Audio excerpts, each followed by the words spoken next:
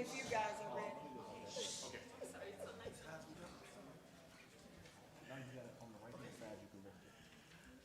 Good morning, everyone. Thank you for joining us. We're here with the Glen Ellen Area Alumni Chapter of Delta Sigma Theta Sorority. So we welcome you and thank you for coming. I'm going to start off and saying I'm Mia McElroy. I'm the Social Action Chair for the Glen Ellen Area Chapter. And I will be turning things over to our moderator, Ms. Kim Bright. But I wanted to handle a little bit of the logistics first when we get started. I want to let everybody know to take a moment and notice where the exits are in case the weather gives us some pause or emergency. There are 2 exits up front and then also the exit to where you came in. The restrooms are also out the doors where you came in and over to your right. And here is a mask optional environment, so do whatever you are comfortable with. If you want to keep your mask on, you don't want to wear a mask, that is fine as well. Be conscious of our social distancing as well, because we are still going in the midst of a pandemic, but we're all trying to do everything to keep each other safe. We will be able to proceed shortly. I ask everyone to mute or silence your phones, as we are going to live stream via YouTube, and we don't want any of the phones ringing to interrupt that streaming broadcast. Without further ado, I'll turn it over to our first moderator, Kim Bright. Thank you, Sora Mia. Good morning, everyone. Good morning. I'm Kim Bright, and I'm a proud member of the Glen Ellen Area Alumni Chapter of Delta Sigma Theta Sorority, Incorporated. And my 45-year pin is not just to celebrate our 45th anniversary, but also my 45 years in Delta as of next month. In the Kappa. So it's my pleasure today to serve as one of the co-moderators for this wonderful panel on the African-American mayors of the cities in the western suburbs of Chicago. I should also mention, just by way of disclosure, I am an attorney and a retired judge, and I bring you greetings today from the city of Aurora. Our mayor, Richard Irvin, was unable to be here today, and I serve as one of his appointees and the first chair of Aurora's Civilian Review Board, which builds bridges between the citizens of Aurora and its police department. So with that, the openings, it's my pleasure to introduce our beloved soror and chapter president, Lysandra Banks.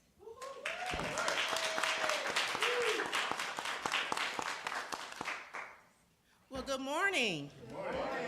Again, I am Lysandra Banks, and I proudly serve as the chapter president of the Glen Ellen Area Alumni Chapter of Delta Sigma Theta Sorority Incorporated. And on behalf of our nearly 300 members who serve the western suburbs, 30 communities here in the western suburbs, we want to welcome you to our African American Mayoral Forum, and we want to thank our esteemed village presidents from the villages of Bellwood, Broadview, Forest Park, and Maywood for joining us today. We're looking forward to a great conversation as we continue to look at how we can partner with our communities collaboratively today and moving forward. So again, thank you and welcome. Thank you, Madam President. So our first thing we're going to do, first of all, is introduce our important guests who've honored us with their presence today. We're looking forward to having these discussions with you. I'd like to introduce the panelists today. The first is Mayor Nathaniel Booker. Mayor Booker was elected in May 2021 and is a third-generation Maywood resident.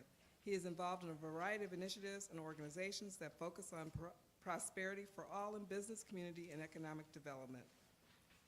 And he is the mayor of Maywood.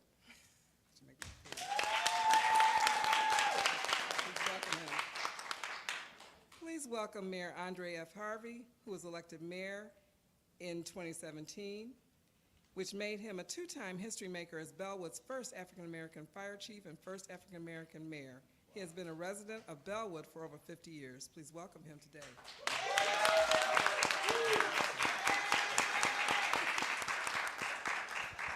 Our third panelist from the mayor of the village of Forest Park is Mayor Roy Hoskins. He was elected on April 2nd, 2019. He is the first African American to ever be elected to any public office in the village of Forest Park when he was elected as village commissioner in 2007. Please welcome him today.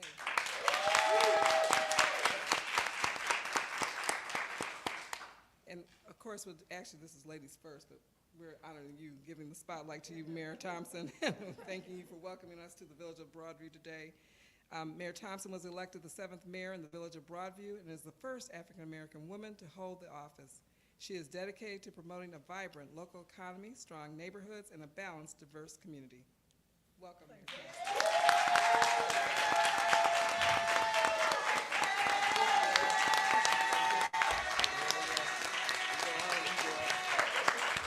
All right.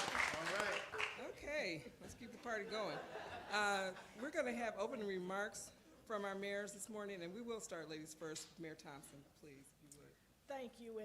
Thank you, and welcome to the Village of Broadview. I am so excited to host the Deltas in my own hometown, the Village of Broadview, and I bring greetings to you all.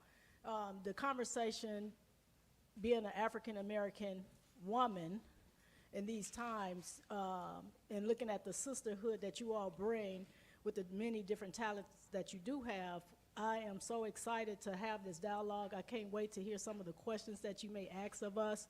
And I know they won't be too hard for neither one of us to do this, but I sit on this panel with a lot of first time. And when we say first, when we talk about being black, my heart is just so pure and honest when it comes to looking at the leadership that we have. And I know Mayor Booker, we always call him the baby of the crew. And, you know, that could be an offensive remark because he is a young millennium. But we say it out of love and kindness, that we embrace him and that he look at some of the wisdom that we have that he can step onto. So this is a foundation. And we want you to build on this foundation, Mayor, that we have been through some things and some experiences. And then when we look at Forest Park, a unique community that they bring to the Proviso Township. And then when I look to my left, I have Mayor Harvey, who is my brother. He is actually my mayor. My parents still live in Bellwood for over 50 years, so he is my mayor, and I say that proudly, that he's doing an awesome job running that city and that town and that village. So I'm happy to be able to share concepts and some of the insights that we have in bringing it and making it wholesome for us. And then as we celebrate Women's History Month, I just want you all to know that in the Village of Broadview, we have an all-female board of trustees. All right.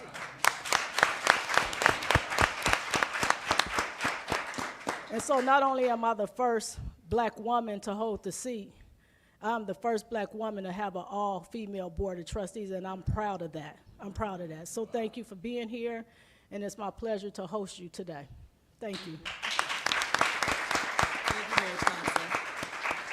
Mayor Harvey, would you like to go next? Sure, thank you. And I want to thank my sister mayor, Katrina Thompson in Broadview, for having us here, and I'd like to thank the Deltas for having us here in this forum. Red is one of my favorite colors, so it is so beautiful to look out in the audience and see so much red.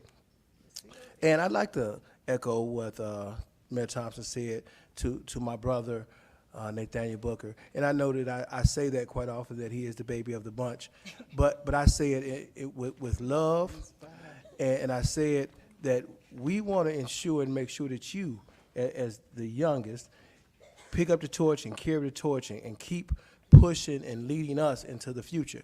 Because I know people cringe when I say this, but I'm 50-something years old, and one day I want to retire and enjoy my retirement, but I want to leave it in good hands, and you're just the man for the job. People don't know this, and I'm going to tell it anyway. Nathaniel Booker actually used to be a resident of the village of Bellwood. His grandmother still lives in the village of Bellwood. And as a young man, and I'll give a little history about him, as a young man, he ran for trustee in the village of Bellwood years ago. People don't even know it. People don't remember it. But when he ran, he was one of the highest vote getters in the village of Bellwood as a young 20-year-old coming back to the community and running for political office. So we knew that he would be someone special in political office, and we take our hat off to him. Rory, thank you for being on the panel. Who would have thought that these communities, Bellwood, Broadview, Maywood, and especially Forest Park, right, would have men and women that look like us in charge of communities. My parents stumbled on the Bellwood in 1969. When I say that, people like, man, you weren't even born in 69 yet. But they stumbled on Bellwood in 1969, and I am so proud that I have had to endure the racism of living in Bellwood back in the 69 and the early 70s, where there wasn't people that looked like us living in our communities. I tell a story that when I was 14, I was arrested by the Bellwood Police Department. I was handcuffed. I was thrown on the ground. I was kicked. I was called the N-word. And who would have thought for me to go through that at 14, to become a firefighter in the community, to become the fire chief, and to become the mayor in the community. And let me tell you this, last comment on that. And when I became a firefighter, the police officer that arrested me and kicked me and called me in the word still works for the village of Bellwood. And I tapped him on the shoulder and I said, remember me? Remember me? Right? So I'm proud to represent the village of Bellwood and Proviso Township as a black man in our community. Thank you. Thank you, Mayor Harvey. Mayor Hoskins, we'll hear your opening statement this time. Good morning, everybody. Good morning. Good morning. It's a pleasure to be here with the mayors this morning, and I want to adopt everything that they have said in terms of thanking the Deltas and thanking Mayor Thompson for hosting us. I grew up in Texas, and my father and his brother and his two sisters all went to Texas Southern University. And so my two aunties who went to Texas Southern, they're proud members of Delta Sigma Theta. My mother is a 50-year Zeta. I never personally joined any group in the Divine Nine, but I appreciate the work that all the Greek organizations do for our community. It's truly an honor to serve in the village of Forest Park. Over the years, I've heard from lots of people, black people who've lived in this area, who grew up here, people who are my age. I'll be 51 in about 2 weeks. And they tell me stories of not feeling welcome in Forest Park. I've never personally had any issues with law enforcement in Forest Park. My family and I have lived there since 1991. Except for, getting parking tickets. I paid a lot of parking tickets over the years.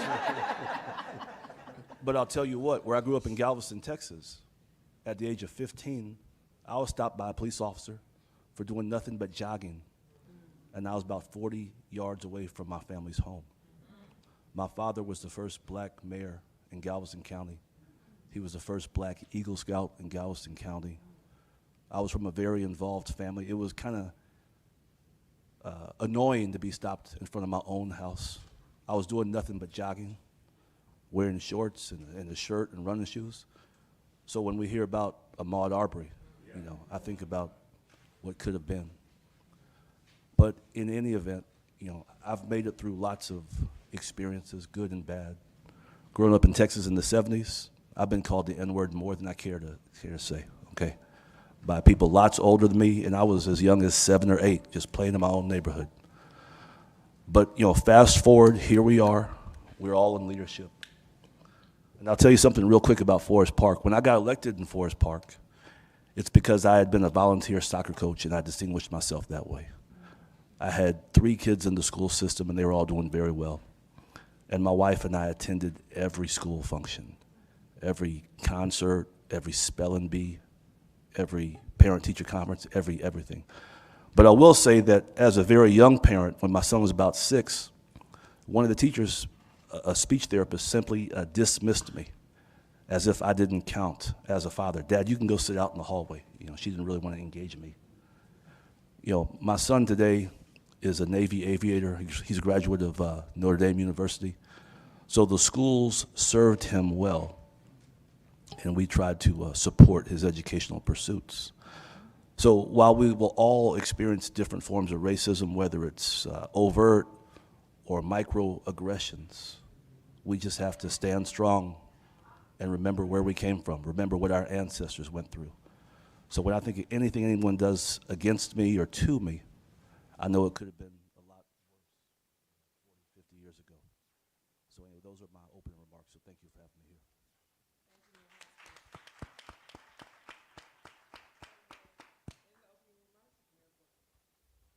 Good morning, everyone. the baby bring it on home, huh? No, greetings from the village of Maywood, the village of Eternal Light.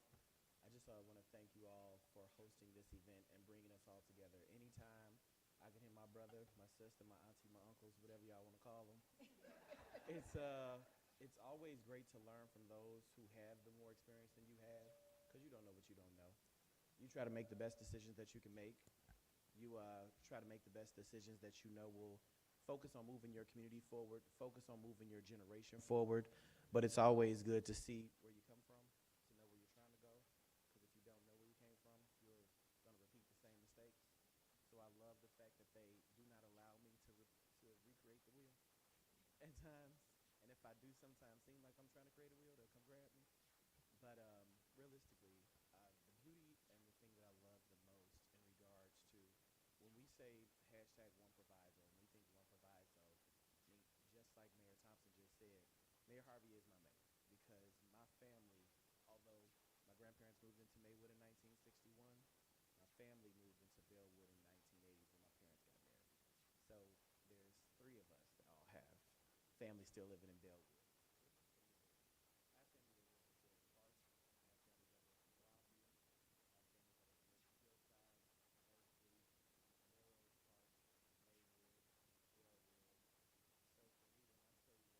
So I truly do mean it, because realistically, there's been so many silos created for no reason. And there's been so many things that have done that are divisive for no reason. In this region, we have an opportunity to grow, build, and expand our communities collaboratively in partnership. So just a couple of weeks ago, walked in the St. Patrick's Day parade with Mayor Hoskins. I'm like, I never walked in Forest Park of a parade or anything like that before. So that was an amazing experience. Working with Broadview and working with Bellwood, we did a walk in regards to Juneteenth that ended in Forest Park. The beauty of saying first black, first black, first black, they're bringing us along this journey, and I'm just proud to be a part of the journey that they're taking me on, because there's so much more opportunity. And there's so much more that could be done within our communities collaboratively. And I look forward to working on that in regards to our youth development, our economic development, our prosperity for everyone, education, everything. So when I say one proviso, I truly do mean it. Thank you. Thank you, Mayor Booker. So let me just explain a little bit. The first part of this program is going to be focused on learning more about your personal experiences. And the second part, we'll talk more about programmatic things and things going on in your city and Delta.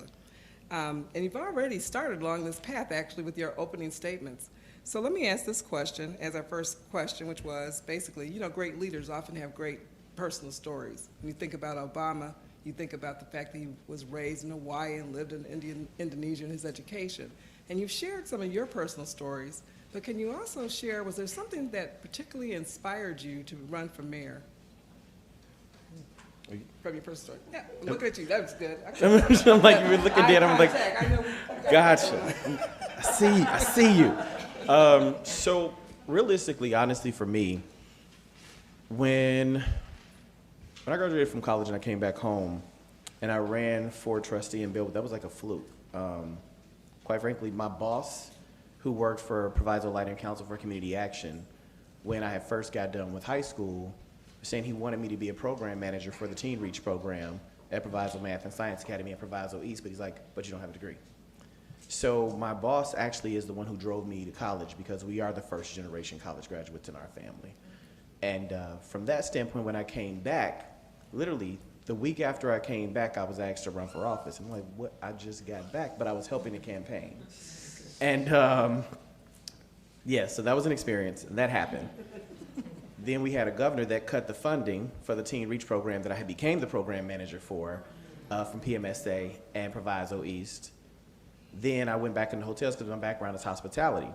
So then the hotel got sold and I got laid off again. I'm like, look, I do not remember being laid off when I wasn't in Chicago. So I went and traveled, and I started working with Marriott, where I lived in Nashville, DC, Dallas, Maryland, and ended up in New York City, where I was an area director for organizational development and performance improvement for Intercontinental Hotel Group. When I came back home about 5 years ago, it was following the passing of my father and my grandfather. And initially, I'm just trying to help my family. I'm just being here for my family. And that was like my internal family. But what I realized was there was an external family that needed a lot of help as well. Many of the programs, many of the things that I was involved with as a child were just gone. You know, a lot of times you say, well, we don't even have a grocery store. Well, in my head, I'm like, we don't got nothing. We can't sit down and have a drink and have a meal anywhere in Maywood. So I got on the Economic Development Commission, and it was a frustration because I'm like, wait a minute, you guys tell me that you guys are meeting, but haven't recommended anything in over a decade? So then I look at the comprehensive plan. I'm like, okay, y'all telling me this plan is a decade old. Okay. And from that standpoint, I ran for trustee. So it was 11 of us that ran for the seats. And it was like, you just got home, how you running for office? I'm like, look, I'm just trying to bring my corporate background and my resources and my thought process on how to try to make a community better. My family's from Maywood, but I know I was born Bellwood, and it was very territorial in that thought process. I didn't care. I just ran on a vision. I'm not trying to dog nobody. I'm not trying to mudsling. I'm saying, this is where we could go. This is where I would love to see us go. Otherwise, I'm selling my house. So, became trustee. And what made me run for mayor, or what brought me into this mayoralship life? God, because I still pray on it every day. It's one of those moments like, if not you, then who? Because the reality is you have all these ideas and you got all these opinions, but what are you going to do with it? You have a thought process of how you can work with people to move a community forward, but are you willing to put in the work to move the community forward? And at that point, with God and faith, I was lucky enough to be sworn in as mayor for the village of Maywood. Thank you, Mayor Booker. So we're going to shift a little bit. And Mayor Hoskins, I ask you also to expound on your personal experience if you like, but also say something that will speak to what you found to be either the best or the most challenging thing about serving as mayor. When I got involved in Forest Park in 2004, I mentioned I was a soccer coach originally. And I found success being a soccer coach. I took a team that went from being 0-8 to being 7-0-1. We won 7 games, lost 0, and tied 1. And the only black child on that team was my child, okay? The other kids were the children of people who were influential in the village. I didn't know it at the time. So I think they may have been looking at me. And I really enjoy the sport of soccer, and I'd also worked in government. So, you know, I started some initiatives to build up that program. And they eventually tapped me to run for village commissioner because there are going to be some openings. But I've always associated being a parent with being involved in public service. When I had my first child, you know, I started getting active. I started volunteering. When I had my second child, I became a little bit more active. And so having served as a commissioner and having seen a lot of what the kids call microaggressions, right? Certain slights that I felt were probably based on race, not being invited to certain social functions, even though I was a commissioner. Yeah, I remembered all those things. But over the years, I saw that I had as much to offer to the village as anybody else serving as a village commissioner, and possibly more. And so when I watched appointments being made, that's a power that rests with the mayor. I wanted to make some appointments myself to bring some diversity to the village. And so, you know, having built more relationships in the village, having established a platform, and that Juneteenth tradition that kind of got my name out a little bit more in the village itself, that positioned me to run successfully. And I'll tell you something else real quick. When I got ready to run for mayor, someone said, well, yeah, they have black people in Forest Park, but the blacks don't vote. And I thought that was a very ignorant thing to say. Wow. And so we set out to turn up the vote, and we were able to do that. Okay. Thank you, Mayor Hoskins. Mayor Harvey, also along those lines, your personal story, but was there something that surprised you about when you became mayor, about the job? Well, there's a lot of stuff that surprises me every day. But let me tell you this, that with the question of did I want to be mayor, or how did I become the mayor, or how did I get into being the mayor, I'm going to tell you I never wanted to be the mayor of Bellwood. Worked as a firefighter for 20-something odd years, and worked behind the scenes with my former mayor, who was one of my mentors. And of course, he was an Italian mayor, and I worked behind the scenes with our African American people to give information and to promote him and to make sure that we got the right things going. So after 16 years of working behind the mayor and behind the scenes, he asked me, did I want to run for mayor? And I told him no, because truthfully in 2008, I was ready to planning to retire from the fire service and move south. I had bought a condo in Atlanta, Georgia. I'd visit Atlanta every 2 or 3 times a year, and I was about to retire. But he asked me to do it, and I said no, but I knew that we had did some good things for the past 16 years in the village of Bellwood. And he said he had no one else to run, and my thought process was this: we've been doing good things in Bellwood for 16 years. I refuse to let someone else come in, sit in a seat, and turn it around, and we are not continuing to move forward in Bellwood. So I made a decision then that I would run for mayor because I wanted to keep things going. Now, you say, what is the thing that surprised me the most? Yes. Are you ready for this? Yes. I don't know if you're ready. Whatever you say. The thing that surprised me the most is when I did come out and say I was going to run for mayor, is that my people, my own people, black people, shook their head, and I had so many naysayers that said that the village of Bellwood wasn't ready for an African-American mayor, that they didn't want to support an African-American mayor because some of them, did not, thought that the community would go down. And so being the very competitive person that I am, for those naysayers, I said, no worries. I took a quote from a mentor of mine that I love, Walter Payton, Sweetness, and he said to the naysayers, God bless you. God bless you. Right? So I went full throttle to become the mayor, not only become the mayor, but to continue to make Bellwood one of the best communities in the western suburbs that it could be. So that's my biggest surprise in politics. Thank you so much, Thank Mayor you. Harvey. Mayor Thompson, we're going to close out this round of questions just with your personal stories and why you decide, what inspired you to become mayor, run for mayor. Okay, thank you. So for me, I'm from Inglewood, California. I'm a transplant into the state. And when I moved to the village of Broadview, how I got involved in the political arena is when I had my daughter.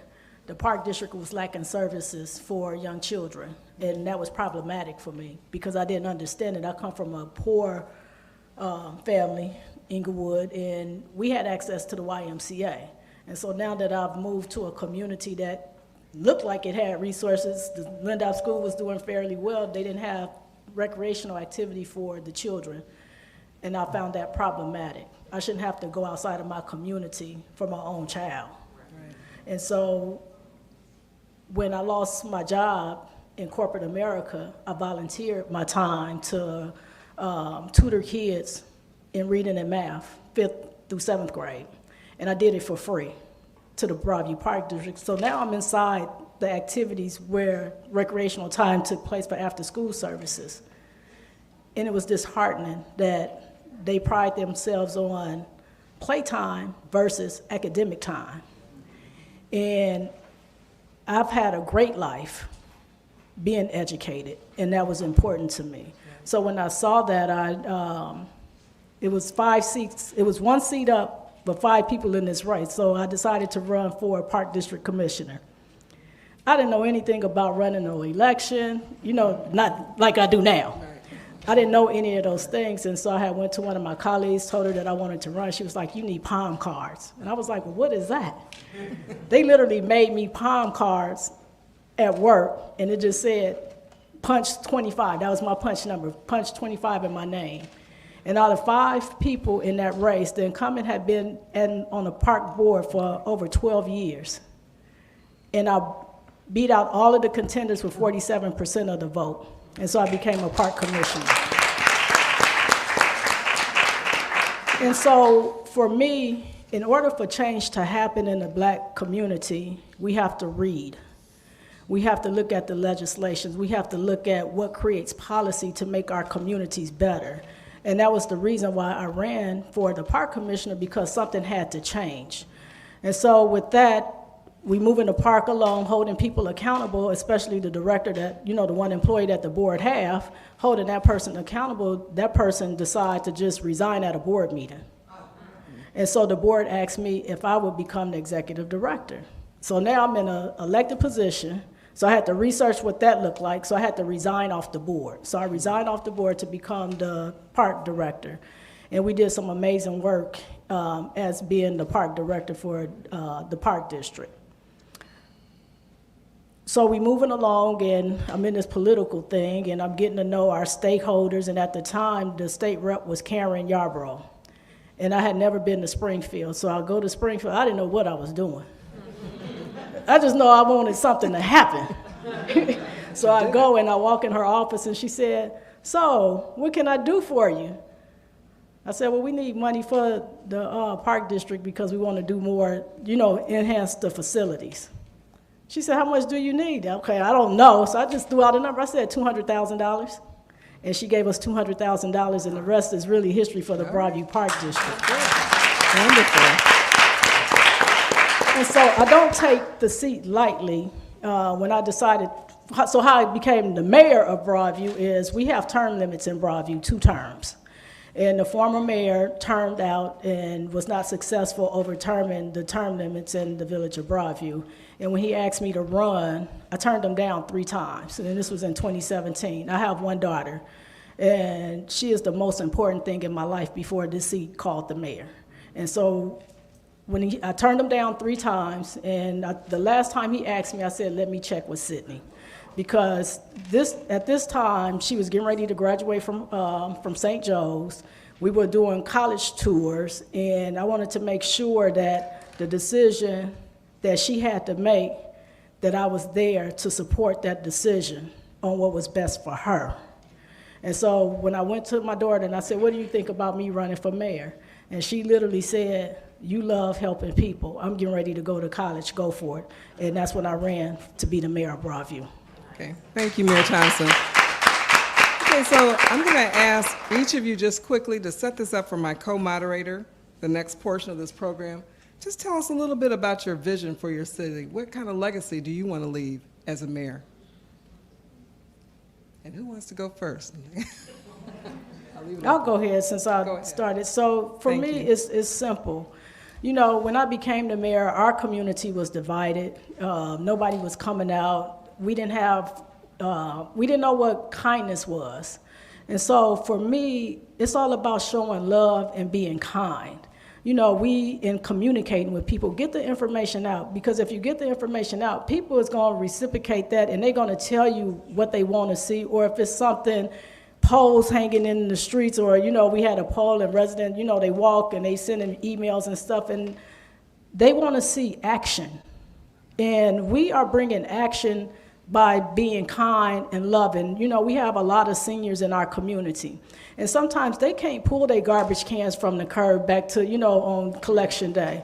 And so I put out a robocall. If you have a senior on your block and you know that garbage can has been out for more than 24 hours, pull the garbage can for them. They need that type of help. And I do that on my block for a lot of the seniors.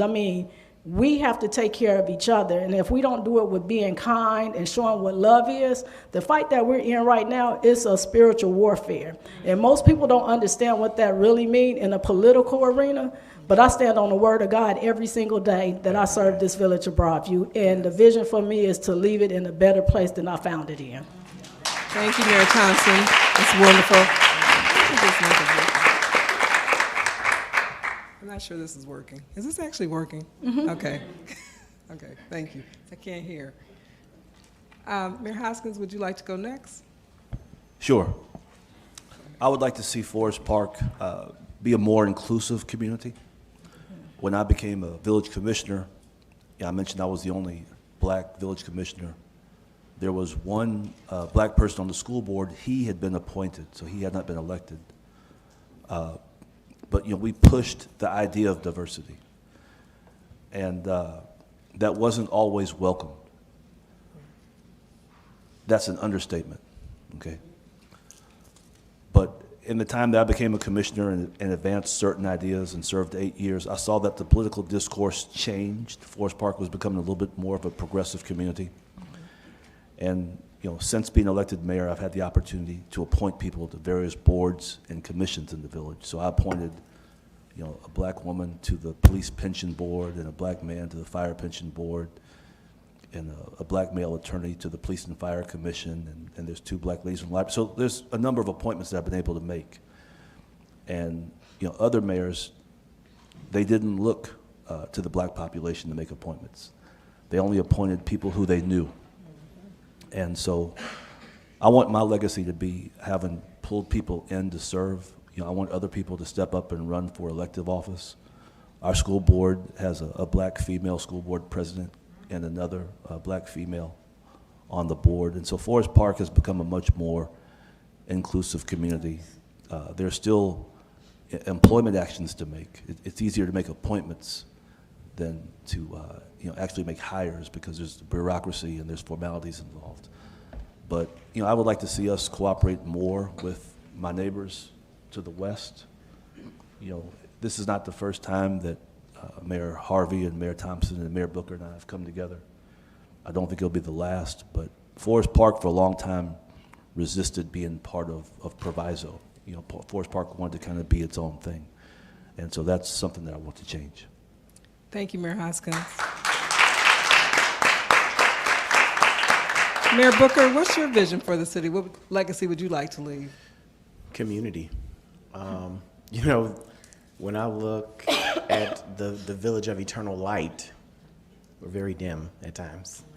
When I look at the village of Maywood, when you look outside and you know how the other communities collaborate, work together, have good partnership, have good love, have just good kindness, we lack that at times. I would like to see for us to focus on, instead of giving the handouts all the time, how do we give the hand up to our community? When we look at how do we rebuild Maywood, we need a grocery store, we need a grocery store. I think we need to get out of the bottom 10% of the state in education. I think we need to focus on making sure people get continued education so that we can get more than 14% of our residents to have a college education. I think that we need to focus on, when we talk about truly economic development opportunity, I think we need to make sure that we create walk-to-work programs, because we have plenty of facilities that are hiring right now, but nobody in Maywood's applying for the jobs, but we have the highest unemployment rate in Proviso Township. So when we say things like that, rebuilding community, how do we pour into people and how do we invest in people to nurture them so that they could truly understand this is a community that you are a part of, not just a space that you're living in? When we talk about park and recreation, when we talk about library, we just said goodbye to the library executive director that had been there, a white man, I'm gonna just be honest, for over 20 years, had no interest in black kids coming into the library. We did a huge expansion, had the largest library in Proviso Township, couldn't even keep it open. So now the doors are back open, and now we flipped the board to be more inclusive and to be bringing that community.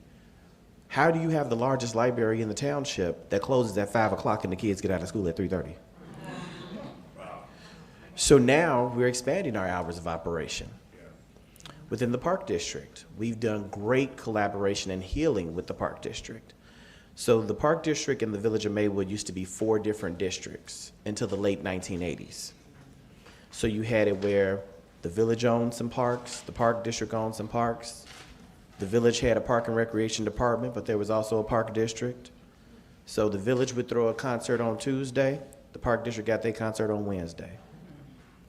The Park District throwing their Easter egg hunt on Saturday, the village throwing theirs on Sunday. That don't make no sense.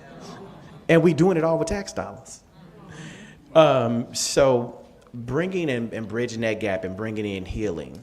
This past year, we actually transferred over every single park except for one, to the park district, because the Park and Recreation Department was actually dissolved in 2007. So the village ain't touched a park in almost 20 years, but we still wanted to hold on to the land. For what? One of our buildings that was an old ceasefire building that has been abandoned for 10 years, over 10 years. We just did 14, okay. We did a management agreement with the park district that's gonna start doing green space, growth for our youth, putting a kitchen in there to help them learn how to do green growth and actually cook and eat healthy. So like that's what community is though, right? Bringing the kids together, bringing our youth together, bringing our seniors together, bringing our families together. Last year, once I became mayor, one of the first things we did was dissolved the Maywood Seniors Club because the Park District already had the Seniors Club. So why are you dividing people already? These are seniors. We can't bring our resources together to get them more. So it's different things like that that I really want to see in regards to bringing community together. We started a collaborative group that has every president and every executive director on each governing body of the village of Maywood. And that's the first time that we've done that to say, how do we truly move Maywood forward together? Because there's so many different things that need to be done to truly move us forward. And that's what I'm really, really being intentional about. And that will be my legacy. Thank you, Mayor Booker. And everyone's mayor, Mayor Harvey, close out. And I'm glad you said that, because that is part of my legacy. I am the mayor of the village of Bellwood, but I don't just want to be known as the mayor of the village of Bellwood.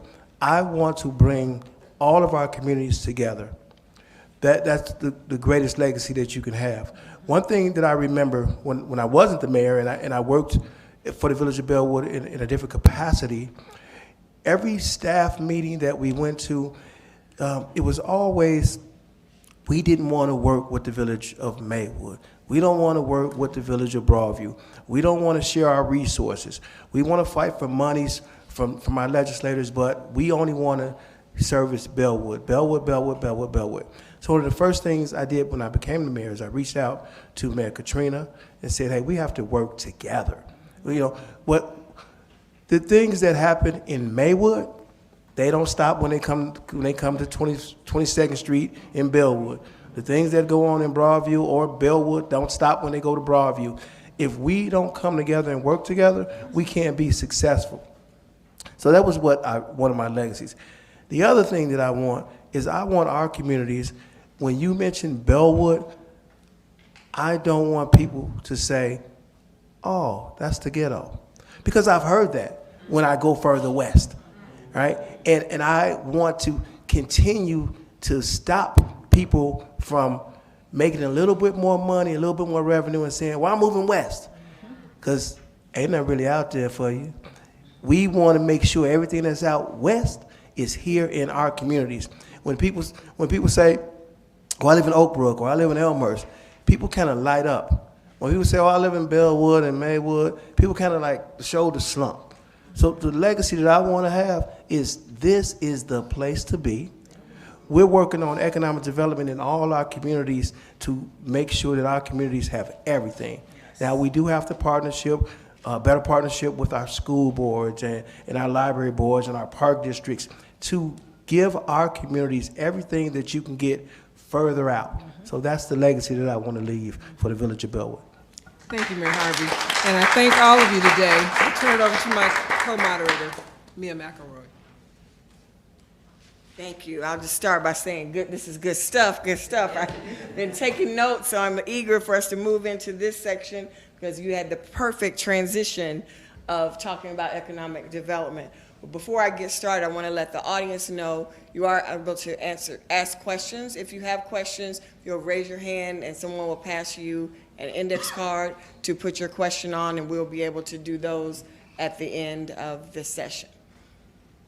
As most of you know about Delta Sigma Theta Sorority, we're based on 5 tenets, and some of which were identified by the mayors. But I'll say it's economic development, international awareness, political action and involvement, as well as physical and mental health, and I'm forgetting one, and education and development. Thank you.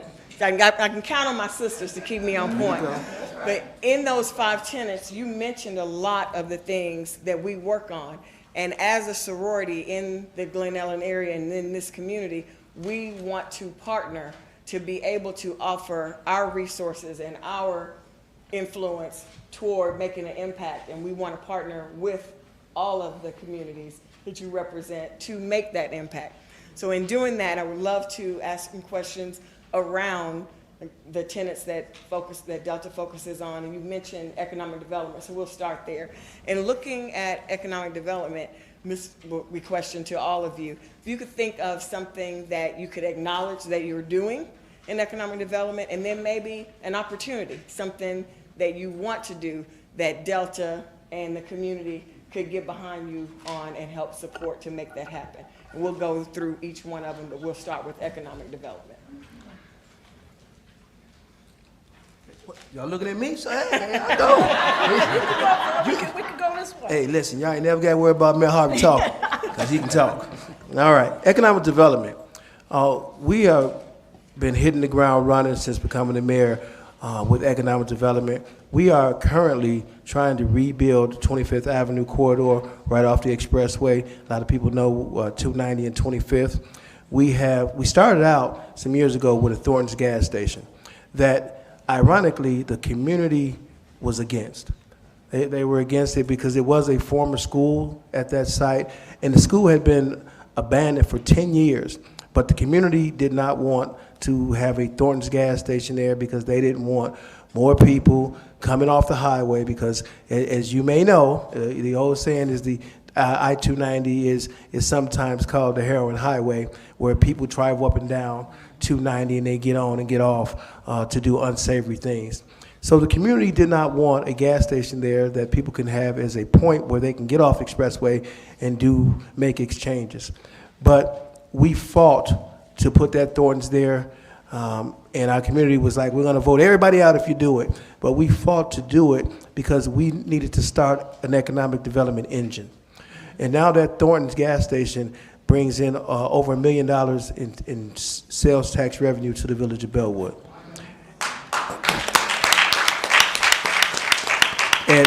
And what I'm proud of is that majority of those same residents that complained, they say it was the best thing that we could have done, because our police services and what we promised the resident is that you don't have to worry about police services because we're going to be there. And we know our police officers like to go to 24-hour facilities to buy coffee and other things. So we're always patrolling the area, and it's brought economic development. Now, right across the street, we are building our first quick trip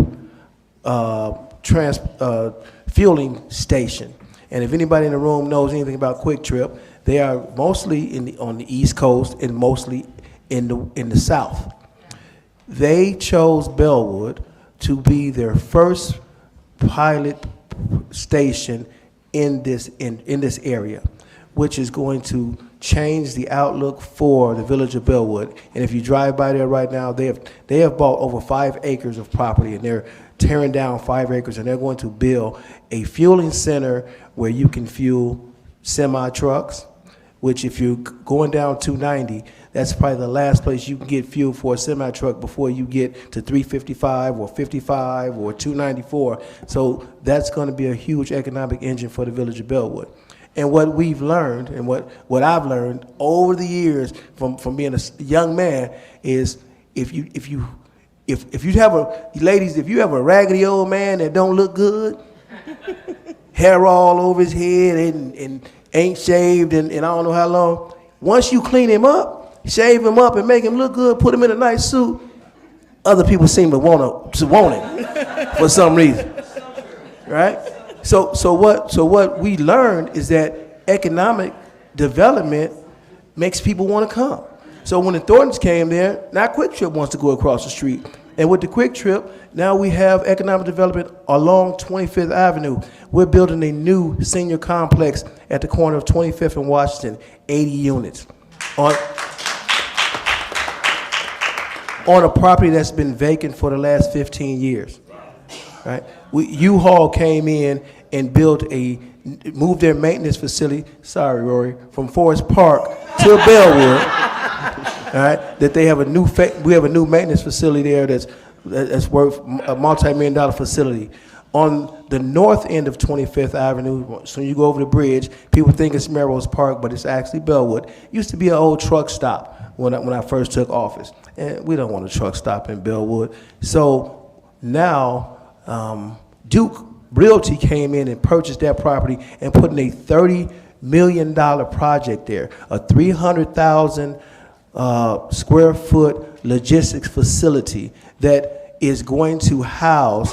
Now this is a good one. This is my sister did this for me in Broadview. Pure Corporation is in Broadview, manufacturing, and they wanted to come to Bellwood, but they picked up the phone first and called Mayor Thompson and say, "Hey, we're thinking about going to Bellwood to expand." And of course, she's like, "Oh, we got nothing but praise for the village of Bellwood." And that's what I'm talking about partnerships and collaboration, where we can not want to hog everything for ourselves, but share the wealth. And now Pierce is taking over a 300 square foot logistical warehouse in the village of Bellwood. Their headquarters are going to be there, but they're still going to be in the village of Broadview, and that helps the village of Broadview residents for jobs. It helps the village of Bellwood residents for jobs. We are on the move in Bellwood, and we're just trying to continue. Mannheim is our next project, and we're going to continue to do economic development all throughout the community of Bellwood.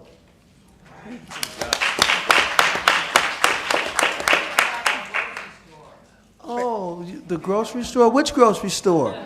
All right. Okay, That's a good point. We have a grocery store at the corner of 25th and Washington. All right. Got plenty of calls about the grocery store at the corner of 25th and Washington.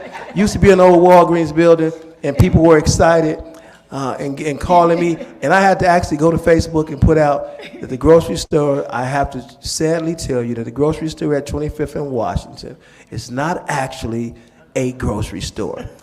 So Chicago Fire came to the village of Bellwood, and they took the old Walgreens, and they filmed an episode in Bellwood. The filming ended yesterday, and they did a phenomenal job at the corner of 25th and Washington to put a grocery store there that people were actually going to. I talked to one person, and it was a senior citizen went up, and she's like, "Man, we got a new grocery store here in Bellwood, but there's a car that drove through the middle of it." She stopped and talked to one of our police officers, and she was upset. As soon as we get something nice, somebody drive through the middle of it. Make sure that you arrest them people and put them in jail. Well, I'm here to say that we are thankful for Chicago Fire for coming, but that is the home of our new 80-unit senior complex that we will be demolishing the old Walgreens and the new grocery store, because it still looks like a grocery store today. And let me tell you, Chicago Fire went all out, because they went and got shopping carts and put in the parking lot. They went and bought food and put in the store as a real grocery store. We have a new meat market in Bellwood, and the name of the grocery store was Vincent's Meat Market. And our owner of our new meat market at 25th and Van Buren, Mama Rose's meat store, she actually, Miss Green, actually went to the new meat market, and she went and confronted them and like, "Hey, I got a meat market and y'all should not be here so quickly." She was ecstatic to know that it was only a store for a movie. So I got to give a plug to Mama Rose's Meat Market. So in our community, we have to, and this is very important as far as economic development, and I've learned this. Mama Rose's Meat Market is a black-owned meat market that opened about 3 or 4 months ago. We talk about we want a grocery store, we want this, we want that, but if we don't support our own, so now we have a meat market, black-owned, in our community. We have to support that meat market to make it thrive, and then we can continue to open businesses in our communities, black and brown-owned businesses in our community, so we can shop there. I'm sorry, thank you. No need. That is exactly the kind of information that we're looking for, so definitely no need to apologize. I have to say, as someone who is a fan of all the Chicago shows, I'm glad they're bringing some of that money out into our community. Yes. So that is another part that we have of economic development happening. So Mayor Thompson, what about economics in your area? Thank you. So many of you don't know that I did some economic development in the city of Chicago. So I brought a talent with me when I became the mayor. And economic development is not just for our community, but it's for our region, our township at large. So if the village of Broadview is doing well, my neighboring communities are doing well as well. So if you look above and you see our village seal, and we're a balanced community, industrial, commercial, and residential.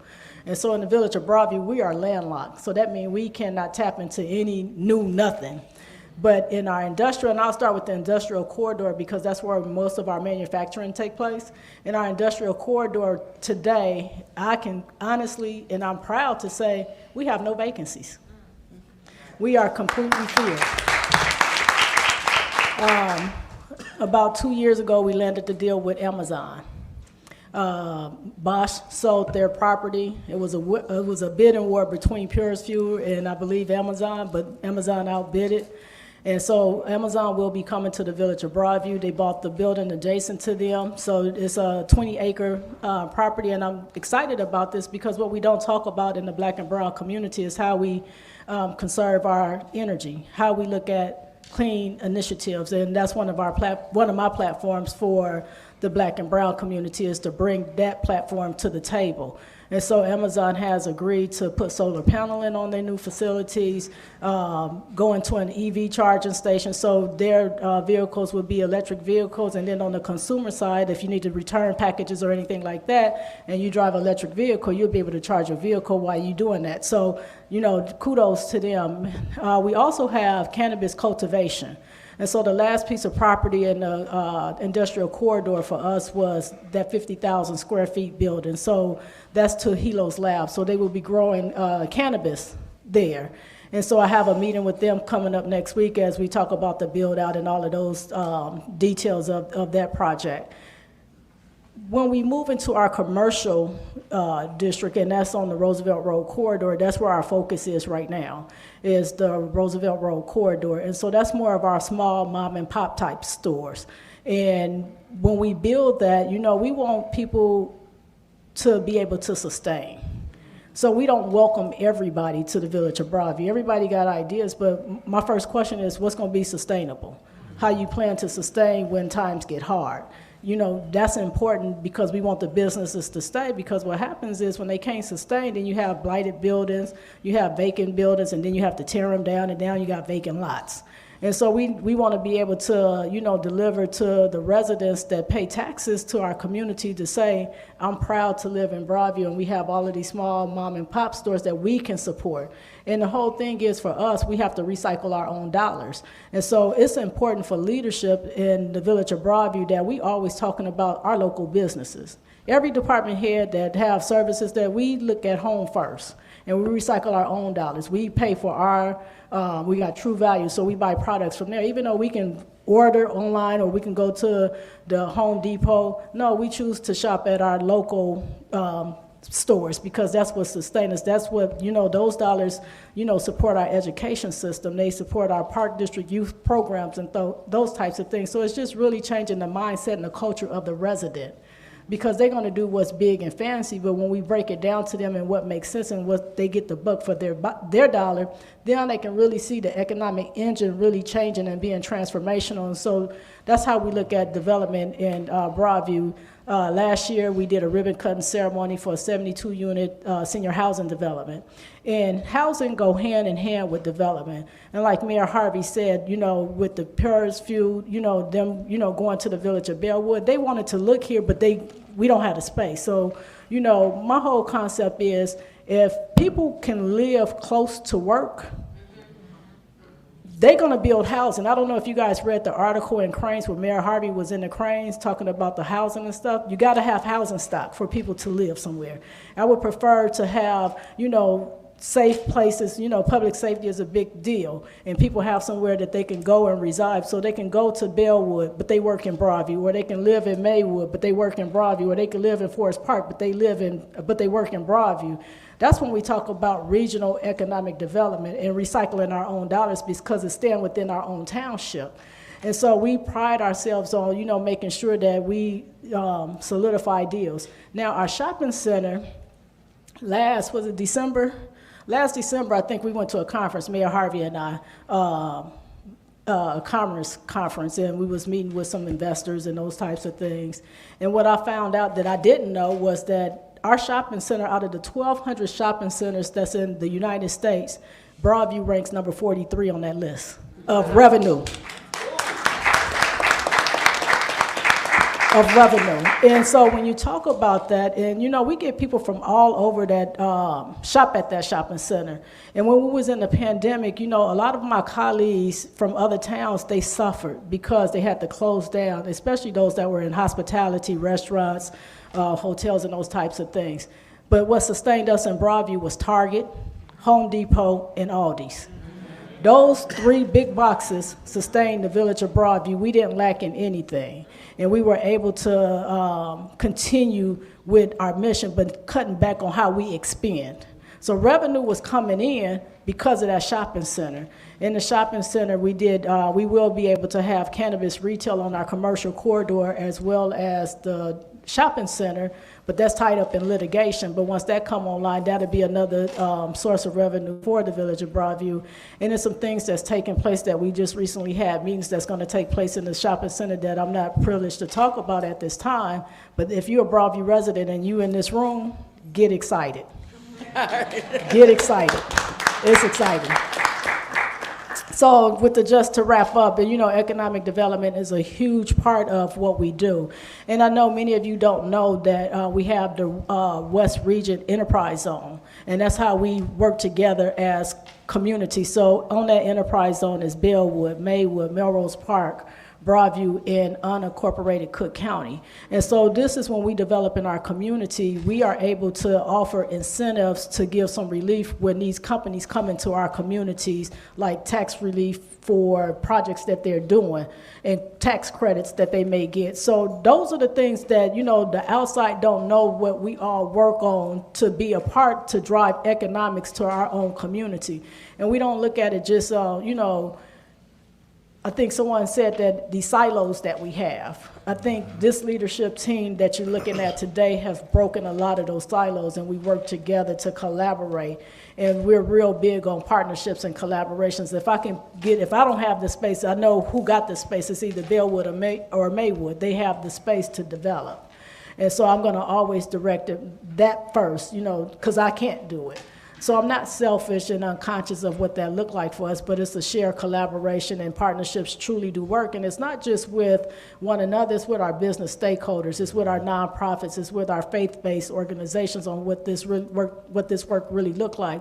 And so my ask for the Deltas, as we talk about economic development, I would encourage the Deltas of this chapter to get involved with our local chambers. So we have a Broadview Business Association. Become a member of that. Get connected to the business stakeholders, because that's what's gonna drive economic. If this is part of the platform, you got to be where the platform is to give input. And so my charge to the Deltas is join our Broadview Business Association.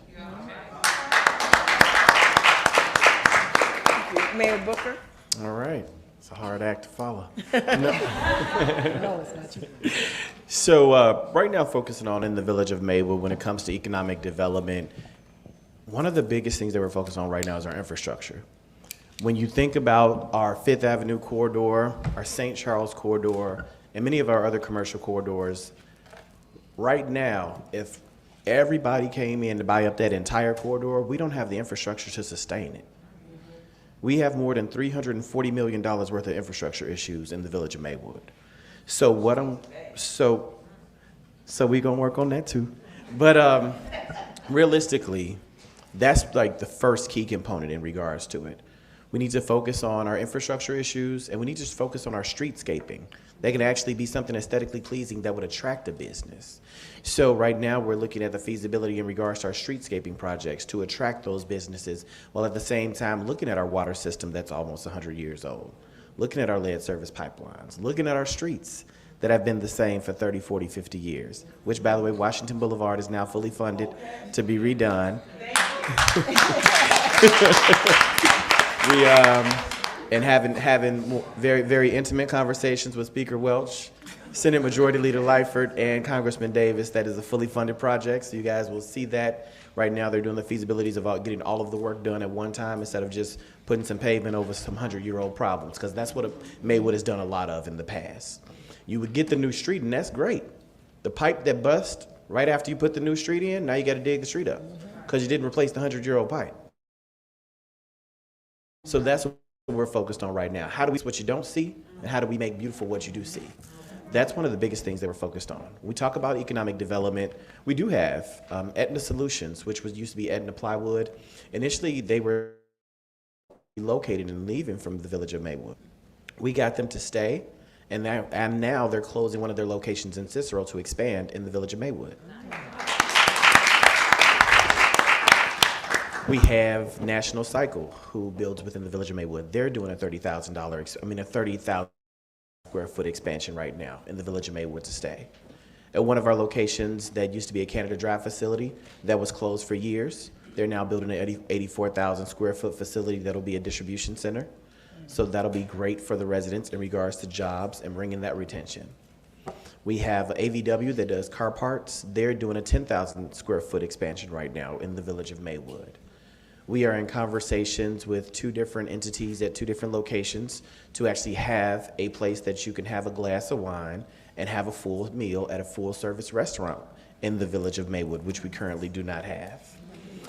We are looking in April to put RFP, so a request for proposal, out because we do have more than one grocery interest at our grocery store that has been abandoned for years. But in looking at that thought process, we're going to put it out as an RFP because with the so many different interests and with the so many different ways that they want to have the deal done, we want to make sure that while we're making sure that we get a grocery store, we're not putting the tax burden back on the homeowners just to sustain and get a grocery store. But we also want to make sure that we're not getting a grocery store that won't sustain itself and won't last, that I as mayor and you as all its residents would actually want to shop at. It's quick and easy to throw something in there. We can get a building away for free. We can give every tax incentive in the world. Who's going to shop at it? So that's what we really want to talk about when we talk about economic development in our grocery store. Right now, we're building a facility that has over 100 units for our seniors and senior living that will have actual physicians on staff. They'll have full meals 3 times a day that'll be prepared for them. So that's something really great going on.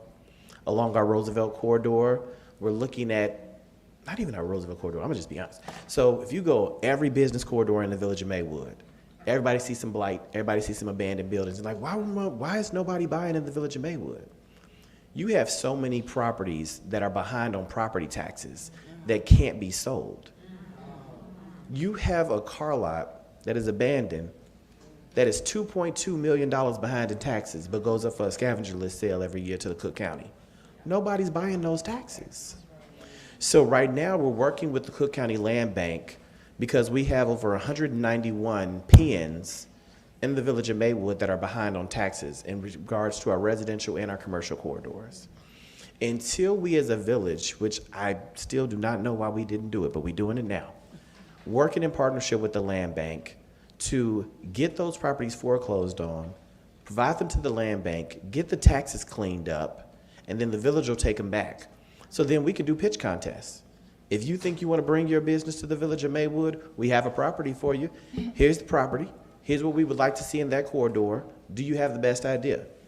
Is it to give you the property? Is it for you to pay $1 for the property? Is it for us to do a tax incentive where you can own the property or have the property, and then if you keep it a sustainable business for 10 years, we just gift it to you as a thank you for bringing those tax reactivations back to the village of Maywood? Because that's what it's really about. It's not about the $200,000 sale of the building that one time. It's about the taxes that go into these buildings and the revenue that we get as residents. And our properties, some have been abandoned for 10, 15, 20 years. We have properties that are not been paying their taxes for over 20 years, but still has the same owner. It don't make sense. So when we talk about economic development from the village of Maywood, we have a lot of different projects in the steam bag right now that we're talking about. We have a lot of conversations that are taking place to move Maywood forward and to restore the Village of Eternal Light. But one of the biggest things from an economic development standpoint is getting our property tax situation taken care of, because we are the highest tax community in the Cook County area of western suburbs and one of the highest in the entire Cook County area. But unless we get those buildings back on the tax roll, we can't do nothing. So we are truly working on moving Maywood forward. The Economic Development Plan and Comprehensive Plan will be getting revised this year so that we can roll out a new plan to attract business. We just created the position of Business Retention and Attraction Coordinator within our Community Development Department. We've separated our community development department away from being with our building and code department, because what would happen is you would get so bogged down of projects and certifications and permits and everything, but who's actually bringing the business to the village of Maywood? So now we have that entity bringing the business into the village of Maywood, along with our enterprise zone, opportunity zone, TIF districts, all the incentives in the world. They great, but we got to package them in a way that businesses understand the village of Maywood is not the village of Maywood in the past, and we are business.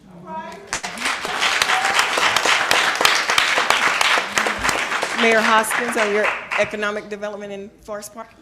Sure. So I think when most people think about Forest Park, they think about Madison Street. But I always like to think about Forest Park as having the best real estate in Cook County. I tell everyone we're about 20 minutes from O'Hare, 20 minutes from Midway, and we have 2 train stops and good schools and a good park district. So we partner with the other agencies, the school district and the park district. In terms of Madison Street, that used to be known as a strip for bars, okay? COVID showed us that having a strip for bars was not going to work anymore, okay? Before March of 2020, on the weekends, bars could stay open until 3 a.m. And what we found is that people who are spending more than $500,000 for a home, they don't want the bars a block or 2 blocks away staying open until 3 a.m. because that just brings trouble. So we rolled back the bar hours, and that wasn't a comfortable process, but it was the right process. And I've had lots of business owners and residents, thanking me for doing that. So now bars and restaurants can only stay open until 1 a.m. That allows for our police department to focus on protecting, property and protecting businesses and keeping down that crime that's associated with being along the heroin highway, Mayor. And because you know police, right? I do. And you too, Mayor. We reined in Madison Street. That's the bottom line, and that's worked out very well for Forest Park. So now we have restaurants moving into Forest Park. The restaurant that was known as New Rebozo, a Mexican restaurant that had been in Oak Park for 30 years, is moving to Forest Park. They open at that location on April 1st. The bar that has been known as Doc Ryan's for a long time has been purchased for about $1 million. They're going to make investments to beautify it. They're going to reopen the kitchen because we want to see more restaurants and less bars, less pure taverns. The mayor serves as liquor commissioner. So if someone calls me up and says, hey, I want to open up a liquor store or I want to open up a bar, I generally don't return those phone calls. There's no obligation to return those phone calls. In terms of Roosevelt Road, we began beautifying that about 12 years ago. We put in medians. The Forest Park Plaza, where Living Word Christian Center is located, is part of one of our TIFs. And we've been gradually beautifying that over the years, installing planter boxes and trees and more paint, helping with signage, to basically make it a more attractive business corridor. So in terms of economic development, we feel like providing predictability and safety attracts business investment. We're going to miss the U-Haul maintenance facility. but they have informed us that they're going to make some investments there too. U-Haul is not just selling it. Thank you. We have new restaurants even opening up south of Madison Street. We have a new Thai place in the 800 block of Harlem. It's a very good Thai restaurant. The former CVS is now vacant, but they're talking about a residential development there. And then most importantly, I ran on an issue of demolishing some old buildings on the property near where Forest Park has its Rib Fest. We call that the Altenheim property. The village owns about 10 acres back there. So we were able to work very well with our representatives from Springfield and state government. We got some funds. During COVID, we knocked down 4 old, dilapidated buildings, and now we'll be in a review process for a serious residential mixed-use development. That's going to take a while, but it's going to create jobs. And what we've seen there is a former industrial area is now more high-end residential and mixed use. So during my second term, we'll see that development complete, but it's a process. Thank you. As we can see, there's a lot of economic development going on, and we can see points where we can dive in. One of the things that we have done as Delta Sigma Theta was to focus this year on supporting Black businesses. So it's good to hear that there's a Mama Rosa's. We'll make sure that we add that to our list, because we have, as a chapter, have a list, and we're trying to encourage support of the Black businesses in the community, but it's hard to find out and identify where those are. So it's good to hear that those are part of the economic development, and we want to definitely support those as an organization. Next was something else that you hit on about our people not voting. For Delta Sigma Theta, that is one of our main interests in promoting voting. So much so that we actually even have cards with a QR code, so you can help people in your community and your family to register themselves to vote. But as a point of that, with social action, we have a lot of interaction with what we call Delta Days at the state capitol, Delta Days at the UN, Delta Days at the nation's capital. During those Delta Day events, we get a chance to talk to legislators about what we need in our communities. So as mayors, are you in contact heavily with the governor or any of the state officials or even federal officials? And if so, are there things that we could help you in that support to encourage them to get behind you on? So we'll start with Mayor Hoskins. We are in pretty constant communications with our elected officials. You know, President Preckwinkle was in Proviso last Friday. We were all with her. And then I saw her again a couple of nights ago at a fundraiser I attended. And she looks for Forest Park. I know she's not a Delta, but she is a member of a great service organization, and she cares about Forest Park. We support all. I know you do. I know you do. They're doing the work that means it's less work that we have to do. Right, So we're all together. Right. You know, we're with Congressman Davis constantly. You know, I had a lot of elected officials at our parade in Forest Park, the St. Patrick's Day Parade. And there'll be other events to have elected officials attend. So in terms of what Deltas can do, you know, Deltas in the Forest Park area can get involved in volunteerism. We also have a Forest Park Chamber of Commerce, and they have lots of volunteer activities. There are more Black businesses on Madison Street than you would think. You know, coffee shop at the corner of Circle and Madison, Cribby Coffee. It's owned by a guy from Cameroon. They're on our list. Okay. A lot of people don't know that, but yeah, it's yeah, that's a different story. we want everyone to operate within the rules, okay? But we also have several other Black-owned businesses. We have Living Word Christian Center, which is a big part of our economic development strategy. There's a smaller economic development committee, and Dr. Winston's daughter sits on that group with us. So we plan large events. We want to see more volunteerism, because volunteerism creates opportunities for employment or opportunities, you know, for appointments, or just it's a way to get involved. That's how I got involved, by volunteering. And that just creates relationships. And, you know, I don't want us to see, you know, 80% of the active people be people who don't look like us. You know, I'd rather more balanced. And so Deltas who live in Forest Park, let me know who you are so we can consider appointments and other ways to get individuals involved, whether it's on the school district, because I have heard reports that some people don't feel welcome volunteering in the schools. So we can change that through advocacy. Okay.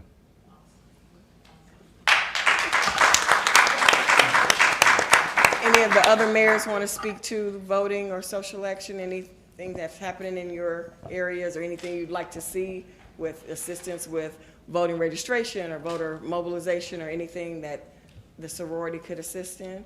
Absolutely. You got it. Okay. So for me, it's real simple. When you're not visible, you're invisible. And so if you don't make yourself known or tell us who the point of contact is for when it's time for us to reach out for volunteers, we don't know who to call. And so we want volunteerism is a huge part of service. And that's what part of your mission is, service.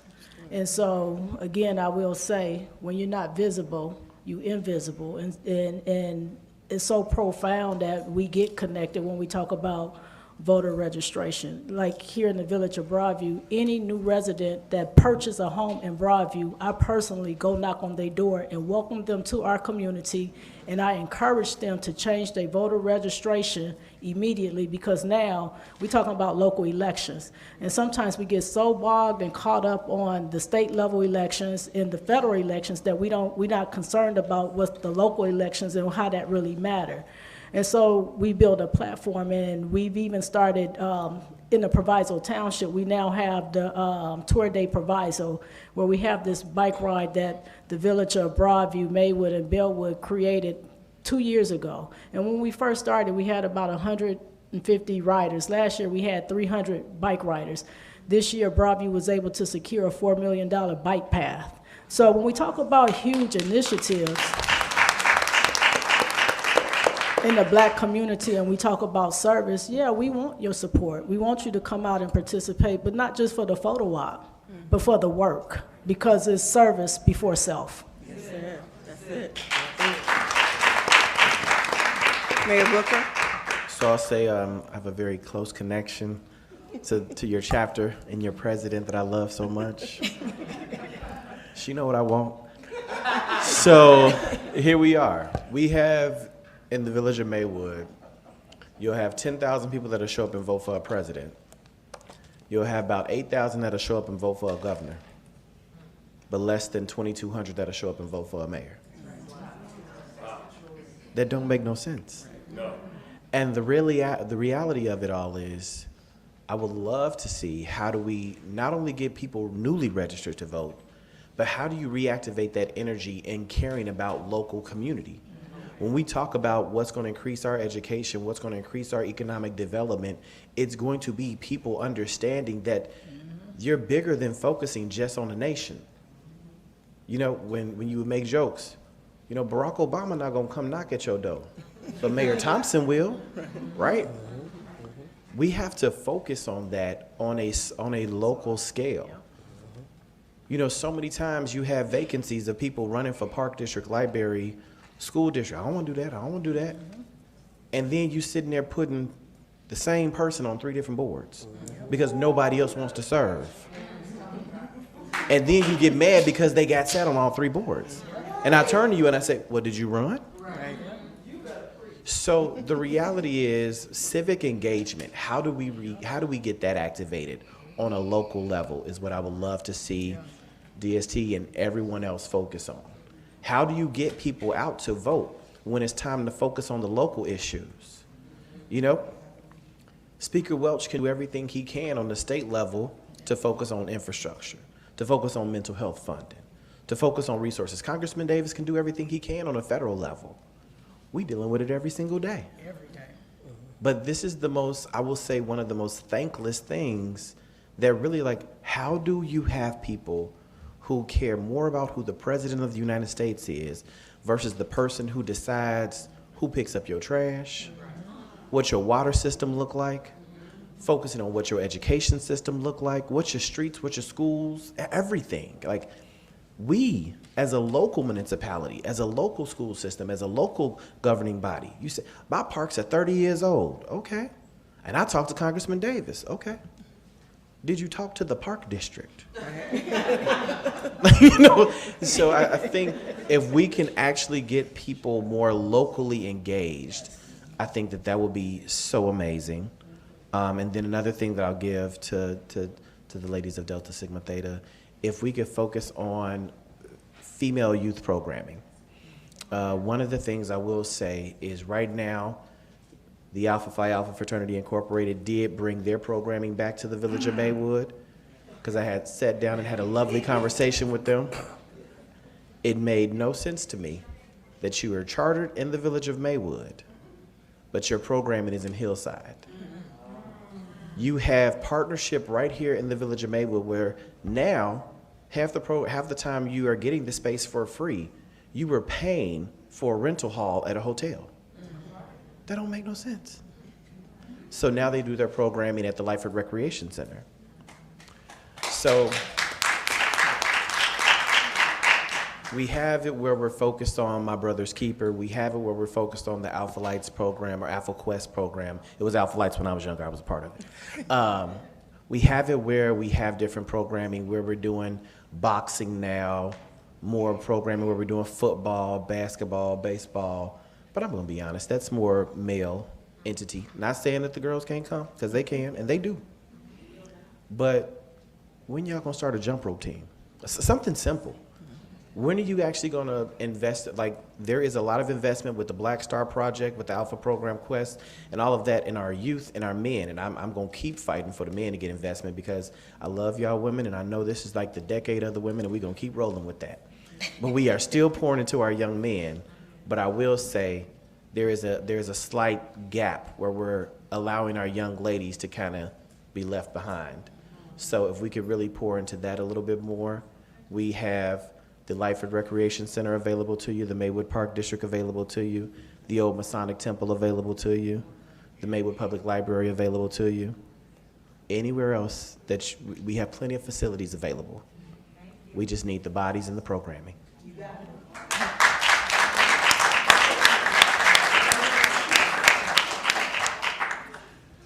Thank you, thank you, thank you. I want to give some shout outs to the Deltas because for the village of Bellwood, the Deltas support us so much and they help us so much. So President Banks, thank you for your leadership and your support. Ms. Terry Norman and Art. I can't forget Art. I can't forget you. He and Terry are wonderful for our community in Proviso Township. And what I do want to say is every time I see Terry, I see Art. That's support there. And we love y'all for your support. The other people that I really have to thank from the Deltas is Miss Sandra Hickson. Hey, put your hand up, girl. Lindsay Chase, and it's her birthday. Happy birthday. Happy birthday. Ain't forgot. Birthday just passed. And super supporter of the Village of Bellwood, Judge, I call her Judge, Gay Chase, you know. And not just the Village of Bellwood, but our communities, surrounding communities, because she helps all the time. I know she called Rory to give us some information once. He probably like, who, Miss, who is this? But I gave her your number, so she can make sure that she helps. And I'm not gonna say it's sad, but it is kind of sad that we have to rely on the same people, and we got to press on you. We have to help us get the word out. We want to continue to help people understand that you got to get out and vote, to help register the people to vote. What we in our communities don't understand is that we need everybody. We have park district boards, we have school boards, and we just went through a crisis with one of our school boards where our teachers were on strike, our teacher was out, and it was a tough time, but those people that sit on the other side in the room that on the school board are elected officials. And we have to get out to vote and to, like Mayor Booker said, to really understand how important it is. If you get 8,000 or 10,000 people to vote for the president, we need just as many in our community to be voting for our school board, our library board, our park districts, because the president of the United States can do a lot, but that school board is our future, because our kids are our future. Right? Our library board is our kids' future. The park district are our kids' future. And we have to have help to educate the people that we need you to get the word out that this is very important to us, all right, every day of our lives and our future. So that's what I need from the Deltas, to continue to support the Village of Bellwood and Proviso Township in the way that you do. And I'm going to call you personally and I'm not, it's an old song that my mom and them used to play a long time ago. I ain't too proud to beg. Trust me, we need you. Thank you. Thank you all for being so open and candid with us about what you need from us, and I'm frantically taking notes to make sure that we get it back not only to our chapter, but in our influence with the other Divine Nine in this area to be able to share with them where we can join together in supporting our leadership, the mayors in these areas. We do have a few questions from the audience. I'm going to transition into that.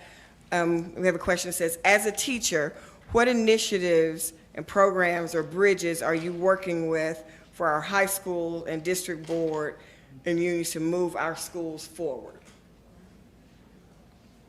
That's a good question. Y'all want me to take it first? You talking already? I'm already talking. Hey, that's my little brother right there, see? We're trying as hard as we can to work with our school board, our teachers. But I have to say, some of it, we don't really want to be in the middle of everybody's business, but I know that we have to be, at this point in time, in the middle of everybody's businesses. We behind the scenes to this whole teachers event that went on, a lot of us up here put in phone calls to school board members, put in phone calls to other elected officials to try to put some pressure on that school board to ratify a contract to get our teachers back to school. I know. We did that behind the scenes because we didn't want to be in the forefront on TV talking, making it about us when we know it's about our teachers. Now, what we are doing is, once again, we behind the scenes talking about election time because we have to talk about election time. We have to ensure that everybody knows how important it is to be on those boards and how important it is to help bring in specialists and teachers that can turn our schools around. And I tell people this all the time. Change is like driving a cruise ship. We can't turn it around on a dime like a speedboat. So we know it's going to take time to make those changes. But we have to ensure that the captain of the boat is comparable enough to make those turns and those changes that we know the direction that we're going. So we're going to be working real close with the teachers, with the school board, to make sure we bring in competent leaders and programs that we know that have been tested other places that there is a success, because we can bring in all the teachers we want, we can bring in all the people we want, but if we don't know if they're competent and we don't know the programs are competent to help us, because it's black and brown, and sometimes I got to say this, I know this is not politically correct, but right now, this moment, I'm going to omit brown and just say black people. We learn at a different pace and a different rate than other people do. We comprehend differently. We have to have leaders that come in to understand that just because you're a leader and you black, don't mean you know how we truly comprehend.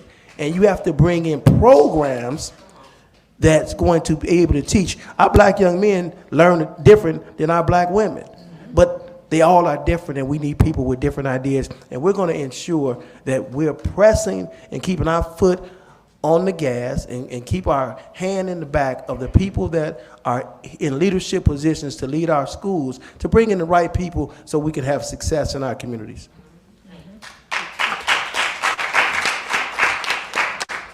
They're flying up here trying to coordinate through.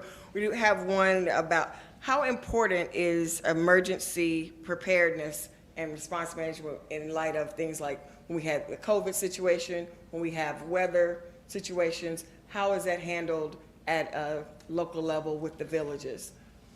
So I will take that one. So for us, when we're talking about emergency, being prepared for emergency, that's a collaboration with those in those respective departments to come together to put a plan together. And so in the village of Broadview, we are prepared for any emergency that may come to us, COVID. We wasn't prepared for that, but it was all hands on deck on what that looked like for us to be prepared to serve the community, because we still had to serve the community even in a pandemic. When we talk about the floods, the massive floods that we've had in our community, we had started preparing on what that looked like for services if people's homes were flooding at a rapid rate and what that looked like. Those are things we can't control, but we can be in position. So for me, it's real simple. We started doing emergency preparation through our local schools, getting the kids involved and engaged on what that looked like. So we have a program in the village of Broadview called the Broadview Young Scholars of Tomorrow. And that group of young people, the 7th and 8th graders, they are part of a national emergency preparation where they look at a platform from FEMA on how to prepare themselves for the community. And so if we educate the children at a young age, when we have these major platforms of emergency services, they can help the parents. And then the parents can come out and then that volunteering, and then they helping their neighbors to be prepared. So when we look at emergency plans, we don't just do it for the village of Broadview, we look at our school district. Is the school prepared? The park district, is the park prepared? When we look at our library services, are the library in position? So when it's time for us to collaborate in a community, and I'm speaking specifically to Broadview, we're one team. It's not just the village owning all of the services that's required. It's all of us coming together, and when all the residents come together, we're prepared for emergency situations. But then we outspan that to our neighboring communities on what that look like for emergency services. We rely on mutual aid from the village of Bellwood, from the village of Maywood, from the village of Westchester. Those are who touch our borders for Broadview or LaGrange. And they collaborate on what that look like. And now that we have our own Ike 911 Center for emergency, how we articulate that conversation, getting the communication piece out, because a part of emergency is making sure the communication is executed in a timely, efficient way. And so we have robocall systems in place that we can put things in place immediately, so people are aware and alert. We have our email system where we could just push a button and the community have the alert. We have text messaging. Immediately the community know what's required and what's going to take place in an emergency situation. We never know when the situation is going to arise, but how we execute the plan and we work the plan, and in our department head meetings every quarter we review our emergency plan, because the pandemic taught us a lot.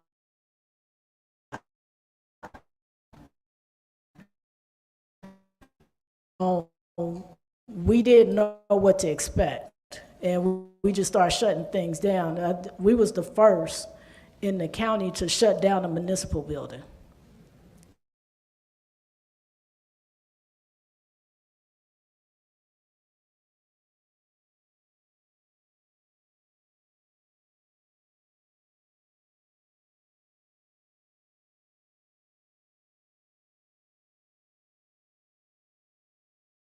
In my whole entire adult life, because they were that afraid, but they didn't consider our safety, like PPE, what that looked like for us. And I thought that was the most offensive thing and selfish act that government could have ever put on the back of a mayor, because they didn't give us that consideration that we are a person, we are human, we are afraid too. And so we shut down the municipal building, and we allowed people just to stay at home. But guess what? When the building was shut down, my staff still showed up for work to answer the phone, because somebody had to answer the phone. And when we're talking about an emergency, those are the services that we provide on an emergency level: mutual aid, working with each other, working with the different departments, working with state officials, Cook County officials, and working with everyone else. But it's important when we talk about how we include our nonprofit and our faith-based. I think we can do a little bit better with that, because we just think about the residents and making sure we can execute a plan, but we all got to be on the same platform to initiate something that can protect all of us. We have a question for Mayor Booker. How do we address the food desert issue with no grocery stores in the area?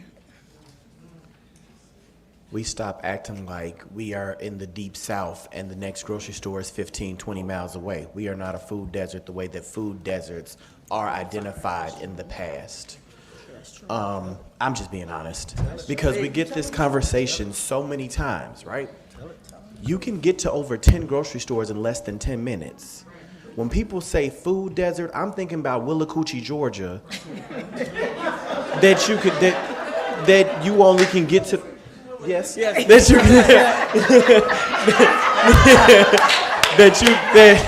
that you can only, like when you go to church on Sunday, because you done drove in 15, 20 miles to get to the grocery store, then that's when you're gonna go to the market after church. And I know some people in here rolling their eyes, and that's fine. But the reality is, when you have a Costco, a Sam's Club, a Super Target, you have all of these huge big box grocery stores that are surrounding us. When you're trying to have conversations with grocery developers, the conversations are really, what other marketplace are you going to bring that's actually going to sustain itself? Because let's be clear, the Village of Maywood in the last grocery store option put over $2 million of your tax dollars, of our tax dollars, into that project that didn't even last a year. Why? Because I can go to Jewel's up the street and get a roll of tissue for 25 cents. You charging me $1. So, and that's why the conversations when I was thinking about it from the standpoint of, yes, we are putting out an RFP in regards to get a grocery store, because that is our goal, that is our, right? But we also want to make sure that it's not another grocery store that's going to say, I want to open, I need you guys to give me $1 million to help us do it. I need you to freeze the taxes for 20 years. Oh, and by the way, I know you can still get the toilet tissue now for 50 cents because of inflation over at Jewel's, but here we're going to sell it for $1.50. We have to make sure that when we do think about a grocery market, that it's a win-win for the village and for the community and for the residents and for the tax base. Because again, we can throw tax money at everything, but then when it's time to raise that tax levy, don't get mad. Because my response gonna be, but you wanted a grocery store. So the grocery store said they had a shortfall of $50,000 this year, and in the contract we said, if you have a shortfall, we'll write you a check. So now we need $50,000 to get to this grocery store. We need to make sure that when we talk about food deserts, that we are truly acknowledging communities throughout this nation. I'm not even going to go above and across the country. I mean, across outside of the United States that truly don't have food. Children that really don't have access to food. Senior citizens that really don't have access to food. Now, what we are doing is making sure that we do support places like the Caribbean Market that just expanded. So they Black owned. The Caribbean Market, Kingston, just did an expansion from a smaller location to a bigger location because we were supporting them and we were shopping local and we did focus on shopping local. So in that location, now they have fresh produce, now they have a juice bar, now they have a kitchen, now they have more things that you can shop in and get. One thing that we also have to be mindful of are holding those places accountable that say that they're a convenience store but are so big that they really are functioning like a grocery store. So we have some of those in the Village of Maywood that we have to go to and say, hey, you charging $6 for some milk. Brother, that ain't right.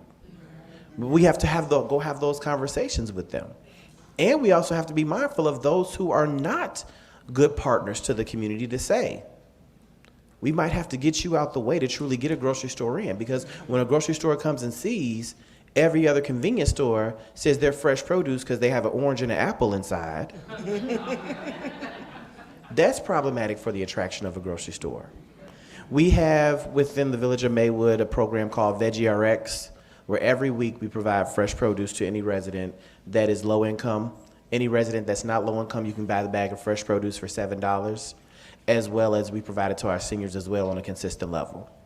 We have community gardens that are available to our residents. We have community garden, we have 5 different community gardens going around right now.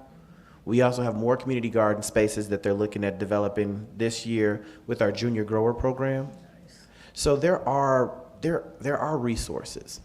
We have the ridership program that provides transportation to residents who need to go grocery shopping, to seniors who need to go grocery shopping. We are going into the garden houses, going to our senior locations on Wednesdays, meeting with our seniors, where different people are coming in to show them how to shop online and have it delivered to their homes. Because realistically, a lot of residents don't want to lug it out the car and bring it into the house. My grandmother lives right here in Bell would have called me real quick and say, where you at? And I'll say, Grandma, I'm in a meeting right now. Okay, well, when you done, I went shopping today, so go ahead, come on over to the house. And when I come over to the house, I open the trunk and I bring the groceries in because nobody's there to do it for her. My grandmother's 86 years old, but she still lives by herself, and you can't keep her out the streets. But I'll do it for her if she call me. So you got my number. Now you know she called you too.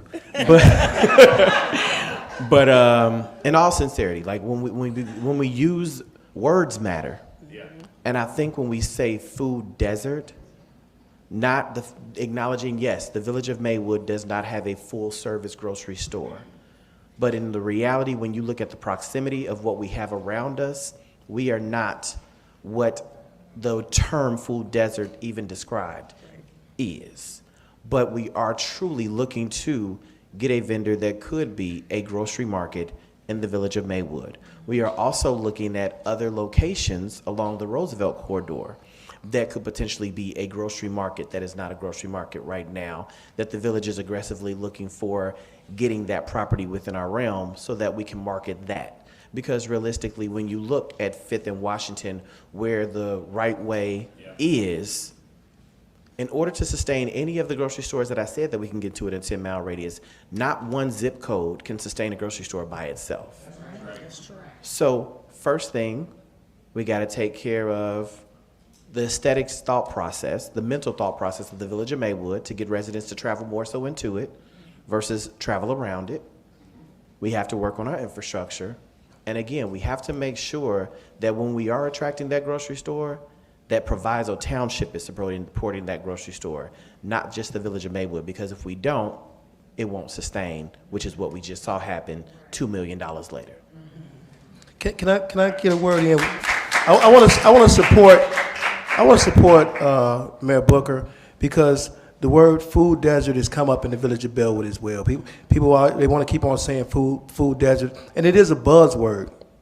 And my definition, I believe, and I kind of read sometime, is where low-income people do not have access to fresh foods and vegetables and produce in a area. Well, I don't know if that really fits because, as Mayor Booker says, we in our villages, we supply a bus service that we will take our seniors and others to get groceries. But here's what I really want to talk about a grocery store, and I think some people just want to throw it out there because that's a nice word to say. We don't have this. We don't have this. So I pose this to the residents. Does everybody know that a grocery store, if someone owns it and they're in the business to make money? They're not in the business to put a grocery store there because we just want a grocery store there to have it. We as mayors, we try to control as much as we can, but we don't control businesses that come into our communities and being there and wanting to make a profit. And as Mayor Booker alluded to, if I'm there to make a profit, I am going to put out items and I gotta make sure you come to me to shop here. If you don't come to shop here, then I'm not gonna make a profit. And people wonder why sometimes these small grocery stores have old food, rotten meat, things of that nature. It's because there's Target and there's Walmart and there's all these other big grocers around that can rely on the volume of people coming in to sell their products, where we put products in our community and people don't shop there. One thing I tell people to do, drive over to your local jewel store in Merrill's Park, Elmhurst, Westchester, and sit outside and watch who comes and goes. I gotta tell you, I'm telling you for sure, white old people make the engine go. Because if you sit there, you see us sprinkled in here and there, but they go shopping every day. I hate to tell you this, and this is one of those things that I really don't like. Some white people are scared to come to our communities. We put a grocery store in the community, who's shopping there? Because they're not coming. And they're a big part of the economy. They got the dollars. Second, I tell people this all the time too. When I ask people in the black community, where do you shop at? This is the one I always get them with. Hey, what Walmart you shop at? I go out on Route 83. I go that way. Because we don't even want to be around us when we're shopping. Because they'll tell me the Walmart over there is the worst thing ever. Kingery is where they go. We have to, if we get grocery stores or stores, support us in order to make the doors stay open. Because I'm not in, if I ever get into business, I ain't like Art, you know, he had probably in some businesses. You want people to come and support it because you're in it for generational wealth for your families. These is how these people feed their families. And if they're not just opening it just to be open because we want it to be open. I'm sorry, Art. I got a quick question. We've seen a proliferation of carjackings, and it's not happening in our communities anymore. You see carjackings in Kenilworth, Morton Grove, Naperville, Oak Park, and it's happening, the worst numbers in the past 2 decades happening right now. Yes. Yes. And the kids that are doing this are 15, 16, 17 years old. 11. How do you solve that? Oh, Art, you done had a mouthful there, boy. So the question is, how do we solve it? Gosh, I wish I had a true answer for you, but I would tell you more policing, more policing, more policing, more parent involvement. I hate to say this, we got more young people having babies in this world than ever, and those young people don't monitor those kids. But I will tell you this also. These young kids in this generation have a different mentality. It used to be a time, and these times went away, in our communities where now you see it all over. There used to be a time where you live on the west side of Chicago, you'd be scared to go to Bellwood because they's like, you go out to Bellwood and do something, they might not find your black body for a long time, right? You go to DuPage County and do something, hey, they gonna beat you up with a wooden bat and let you go. Those days is over now because people know I can go anywhere I want to go. But it's more global that people go and do those things. The young people today, some of it's a fad. You know, it's like sagging pants. I don't know where sagging pants came from, but a lot of people want to do it. These young kids now, are they just doing things? Some of them are just doing it for the excitement, for the rush. And I heard some people just saying, it's cold outside and I don't have a car and I want to get from one place to another. Right. So I'm carjacking somebody. Right. The most terrible thing I heard is there was a carjacking a couple days ago where a 76-year-old woman actually got entangled in the seatbelt, and as she was drug a block, her arm was dislodged, and she wound up dying. But it was kids, one male, 16, and 3 girls, 2 15, 1 14. Just for the thrill of it. We have to, man, I don't know if we can get back to the basics of having our parents be accountable and economic development throughout our communities and our government systems. We have to educate our kids. We have to give our kids more things to do and jobs and other resources so they don't have to go out and carjack. Because I know we had a string of carjackings. And the adults were buying the cars from the kids, so the kids were getting $150, $200 a car. So they would say, we making more money stealing somebody's car than selling drugs on the corner, so we're going to continue to do this. We have to change the culture, coming together, and not think that it's not just their problem, it's all of our problem. Yeah. Thank you. In the interest of, we're going to stay on time because I want to make sure I get everybody out. So we'll start with closing remarks, and I'll start with Mayor Hoskins and move forward.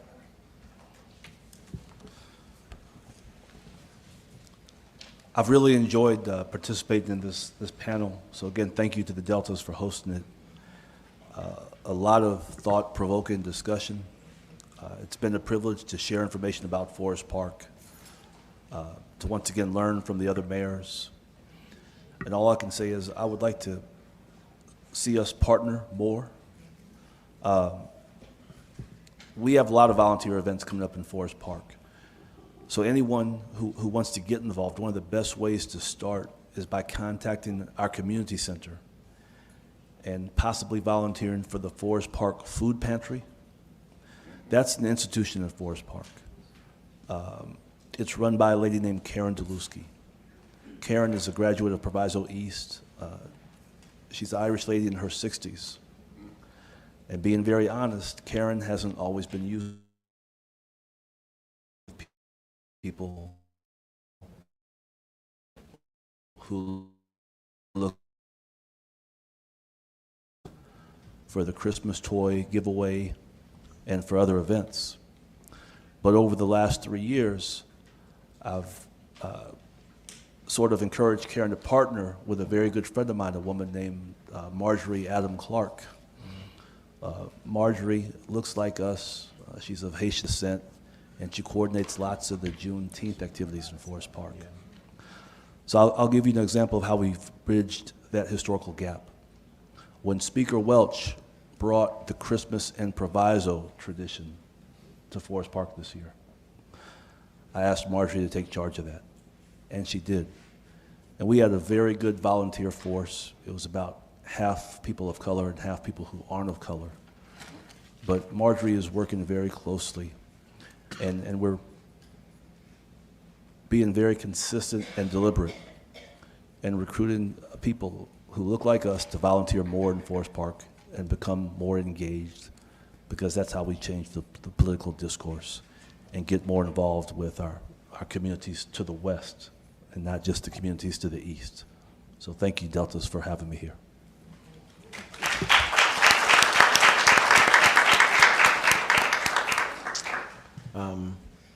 Ditto, thank you so much for inviting us to this event. Thank you so much for hosting the event, and thank you so much for having the dialogue, because a lot of times people just simply don't want to have the conversation. So thank you for welcoming the conversation. Thank you for sharing your thoughts and your questions. And thank you so much for allowing us the opportunity to get a couple of things off our chest. Because I wasn't ready for that food question. But in all sincerity, the one thing that we didn't talk about today, but it was on the agenda, was mental health. And mental health, social services, and resources are so important to people and so important to how we move our communities forward. When Mayor Harvey was talking about the carjackings, it starts at home, but it also starts in community. Yes. If we're not pouring into that teenage mother, if we're not providing that teenage mother the resources and the social services that they may need or that family may need, because maybe grandma taking care of the baby because mother didn't left. That's right. But how are we pouring into those things? You know, a lot of times when you think about other cultures and other communities, they take care of them. They take care of home. They gonna be all right. We act like it's everybody for themselves. And it used to be it takes a village to raise a child. We need to get back to that, because it does. Yes. We need to start focusing on education in preschool, not talking about what we're doing by the time they get to high school. The reality is, you giving us kindergartners that can't even spell their names. When you came into kindergarten, at least you knew how to count to 10. Some of these kids don't even know what 10 is.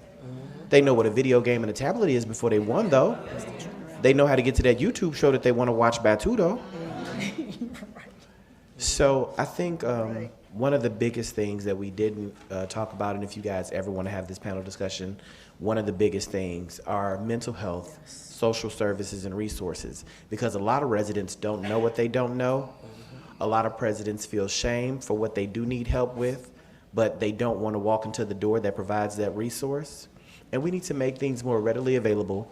We need to make more things accessible in the privacy of your own home. And we need to stop shaming people for wanting help, desiring help, and even being vocal enough to ask for the help. Because even just being vocal is a big step. Because that's one step past shame. I'm not, as Mayor Harvey said, not too proud to brag. They're not too proud to say, I might have had a baby at 14, but that doesn't make me a bad person. My grandmother is helping me. She's 90 and she's doing the best she can. But we need to make sure from a community standpoint that we're providing that mental health, social services, and resources. And I thank you guys so much, because you guys provide all of that. And you guys truly do pour into the Proviso Township area and your region. And I will say, I love every Divine Nine person that I know, but the Deltas in the Proviso Township area truly do the work. So I thank you guys so much for your time, and I appreciate you.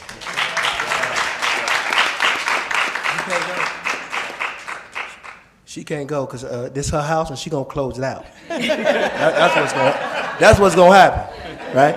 So I like to thank the Deltas, and I'd like to thank Mayor Katrina Thompson. We gotta give both the Deltas and Katrina Thompson a hand. Katrina for the hospitality, and the Deltas for putting on this wonderful event. And Judge Gay Chase wasn't in the room when I acknowledged this, so we're gonna acknowledge her again. So Judge Gay Chase, please stand up for all your support that you give the Village of Bellwood. Two things that I didn't get to, but I'm gonna talk real fast because I gotta get to this. In the Village of Bellwood, Mayor Thompson did mention that we were in a Crane's article that the Village of Bellwood is building new homes. It's an initiative that we came up with years and years ago that everybody can't do because it costs you a little money to do it, but on the other end, we're putting vacant lots in areas that are not on the tax rolls back on the tax roll, which helps us in the future. So if anybody's looking for bigger homes in Bellwood, now y'all can come from Elmhurst and Bolingbrook and all them places back to Bellwood. You can come back home. We're building homes in Bellwood. Also, our other vision, which is going to be exciting, and I took this, I didn't steal it. I took this from Forest Park. We are building a downtown area in the Village of Bellwood. That is my thing that want to do in the future. If it's the last thing I do as mayor, that has to happen in our community. We're going to be building, we're working on a deal now from 25th Avenue to the post office on St. Charles Road, that we're going to be building high-end apartments with commercial on the bottom. Now, we'll sprinkle a couple bars in, so if you want to give up, we'll take them. We gonna control them, though. You know, we'll take them. But we want to put restaurants and grocery shops like mini Walmarts and things along that corridor to build up our community. Lastly, in closing, the vision behind the sorority, the Deltas, their 5-point program closely aligned with the issues confronting all of our communities today. And I pledge to support the Deltas in any way possible as you work to improve life in our communities. Yes. So I want to thank you, everybody, for being here today, because you took the time to be here and you didn't have to be here. So we want to thank you once again. Introducing my sister, Broadview Mayor Katrina Thompson. Thank you. So I do want to say thank you to the Sisterhood of the Deltas, the Glen Ellen Alumni Chapter, for hosting this event in the Village of Broadview. I'm just honored and so blessed that I'm able to be in a platform where I can be vocal and live in my truth. And every day that I get up to serve the community, it's not just for the Village of Broadview, but it's for the entire Proviso Township, Cook County, and the state of Illinois. I represent us all. And when we talk about black initiatives, I don't shy away from the conversation. So when you brought up the carjacking, those are things that are problematic in our communities at large, no matter where you are. And it's a conversation that we have to bring. But the other thing that we have to bring to the conversation is the elephant in the room. And a lot of times we negate from what that conversation looked like, and we can't be afraid to speak on it. We have to get uncomfortable, and sometimes you gotta say, I'm not afraid to lose the seat to speak the truth. And most people don't wanna talk about what the truth really is. So I am honored that you guys are looking at us as black leadership, and we represent you all in the magnitude that we do, and we can talk and we can have these conversations. The Deltas, when I first got elected, we had human trafficking right here in the Village of Broadview, and that's something that's near and dear to my heart on how we look at sex trafficking in our community. And we don't know who lived next door to us because we're not neighborly anymore, and that's why when I speak about being kind and love, I speak that into existence in the Village of Broadview because I want all of the residents to know who live next door to them, because indescribable things happen. to young people or to women in general. They come from other countries or other states, and they come into a community and being taken advantage of. So I hope that you all bring that platform back to the table, because that's such a huge conversation that we have to talk about, and we have to address those issues. You know, we have local hotels that's near in town and those types of things, and the Broadview Police have done a couple of stings, and you know, the predators of our young people. And you know what? To be quite frank and honest with you all, I've had a conversation with our superintendent, and it's happening in the local schools. The students are predators to get the students to the adults. And so when you don't have parental guidance at home, and when we talk about the carjackings and all of the other things that take place within the community, yes, it's a problem, but it's also a mental problem. And some parents don't want to be coached or mentored on how to parent. When we talk about kids not being up to par in the educational, you know, the high school teacher are receiving students at 4th and 5th grade reading and math level. That should be unacceptable in the home. So how do we get parents to get engaged in the educational component to change the mindset and the culture and the behavior of the children? But it falls on the backs of the leadership. We have to address these issues. So mental health is a big component of all of this. And, you know, being physical, you know, we talk about food deserts that we know is a myth depending on who you talk to. But when you talk about our communities, we literally don't have that. But we have community gardens where we can create fresh fruits and vegetables. We have physical initiatives, the walking with the mayor or biking with the mayor or the Proviso Township, how we create physical awareness and health initiatives in our community. When we talk about how we celebrate our history, Juneteenth, and Mayor Hoskins, he was the first that brought Juneteenth to the platform, and people didn't even know what it was. He was the first. He was the first to bring the festival to Forest Park for people to tap into. And so when we got into the George Floyd and we doing the protest and those types of things, Broadview was the first to make it a municipal holiday so that we can educate and bring awareness to what Juneteenth was. And when I heard adults to say they didn't even know what it was, I was just like, something is missing. And so this year we will celebrate. I say this proudly because in the summer months, that's when mostly the summer activities take place. So we always have the opportunity to kick off the summer activities. So we'll have a 3-day, our second annual June Fest activities that will take place here in the village of Broadview. And then that Monday we'll be off, but I've asked all of the employees that will have the day off to do a service project, to use their time to get educated, to be aware and get informed. And so I would like to partner with the Deltas on what that really looked like and how we brainstorm to bring something that we can be proud of. Because you know what? Other cultures are proud of their cultures. They're proud of their races. Why can't we say, I'm black and I'm proud? Right. And not get, oh, she too black. I say it proudly. And every platform, when they talking to a black man and they talking to me, I say it. I'm black and I'm proud. I'm black and I'm proud. Unapologetically. And so we have to be able to stand on initiatives that's important to our culture, our race. We cannot forget where we come from. There's so many smart and intelligent people in the world that we can educate and inform to get them to embrace our communities, because a lot of us, we are professionals in our own right. We don't have to do all of the negative determinants, and we don't have to own any of those things. But what we can do is we can embrace who we are and who we represent. And we represent the black people that live in our communities. So thank you for being here. I appreciate the leadership, Lysandra being Madam President of the chapter. What I would also like to see that if after we wrap up all of this, those that chair these different 5 pillars that you have, can you guys share who the contact person is? Because then that way we can build our relationship with those chair people. And so when things come up, when you guys have meetings, we can say, okay, can you get on board to help us and kind of streamline it? And when you have your chapter meeting, you all know how you bring it all together so that we can support. And we want to support, and we need to support, and we look forward to the volunteerism that you guys bring to our communities every single day. So thank you. Absolutely.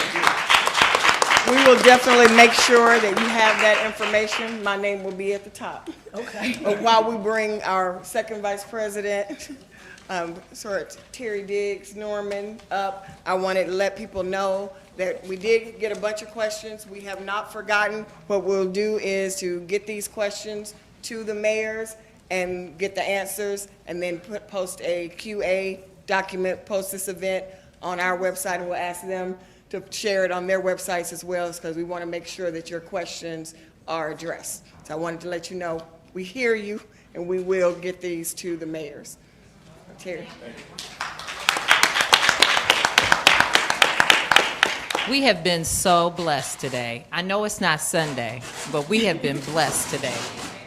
How fortunate we are to live at a time where we can have 4 African American mayors in our neighborhood addressing us about the things that they are passionate about and they know you're concerned about. I think we are blessed, and I hope that you will take this small token of our thanks, our gratitude for the work that, the tireless work, the thankless work that you do every day for your constituents. We are here to support everything that you do, but we thank you. We wanted to take a moment to say thank you for everything that you do. Thank you. I also want to take a point of privilege as the,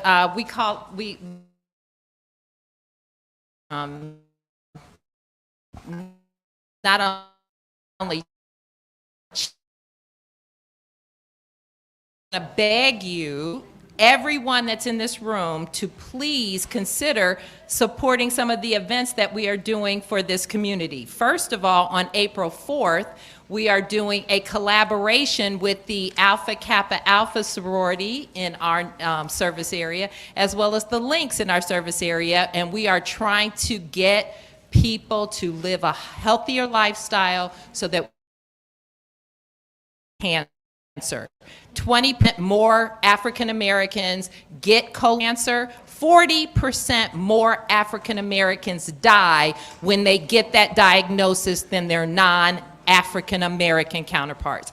That's got to change. My father died at the age of 60 from colon cancer. This is a passion of mine. So please consider, on April 4th, we will be doing a healthy lifestyle, a virtual cooking demonstration with Chef David Blackman, and a chair yoga meditation session with Lisa Michelin. So you will have a great time April 4th at 7 p.m.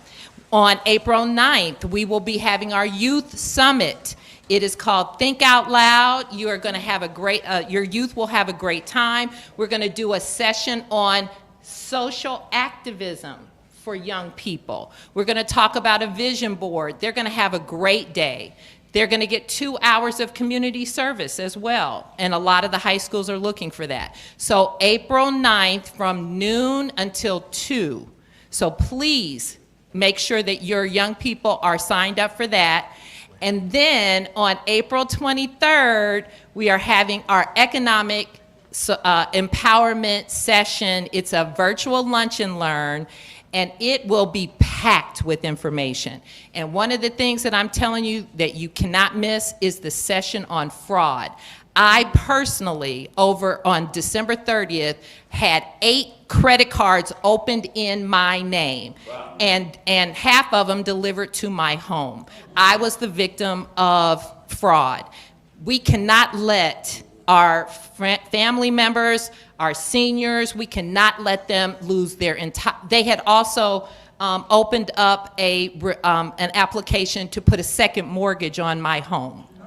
So please, and I had to call them up and say, no, I don't want that. They wanted to give me, that other me, a second mortgage. That would have taken my home away from me. Please sign up for that session. It will be well worth your time.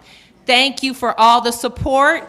We appreciate you coming out today. What a great day we've had. Please join me one last time in thanking these amazing public servants. Thank you. Thank you for all that you do. And we look forward to seeing you at our next event. Have a good day.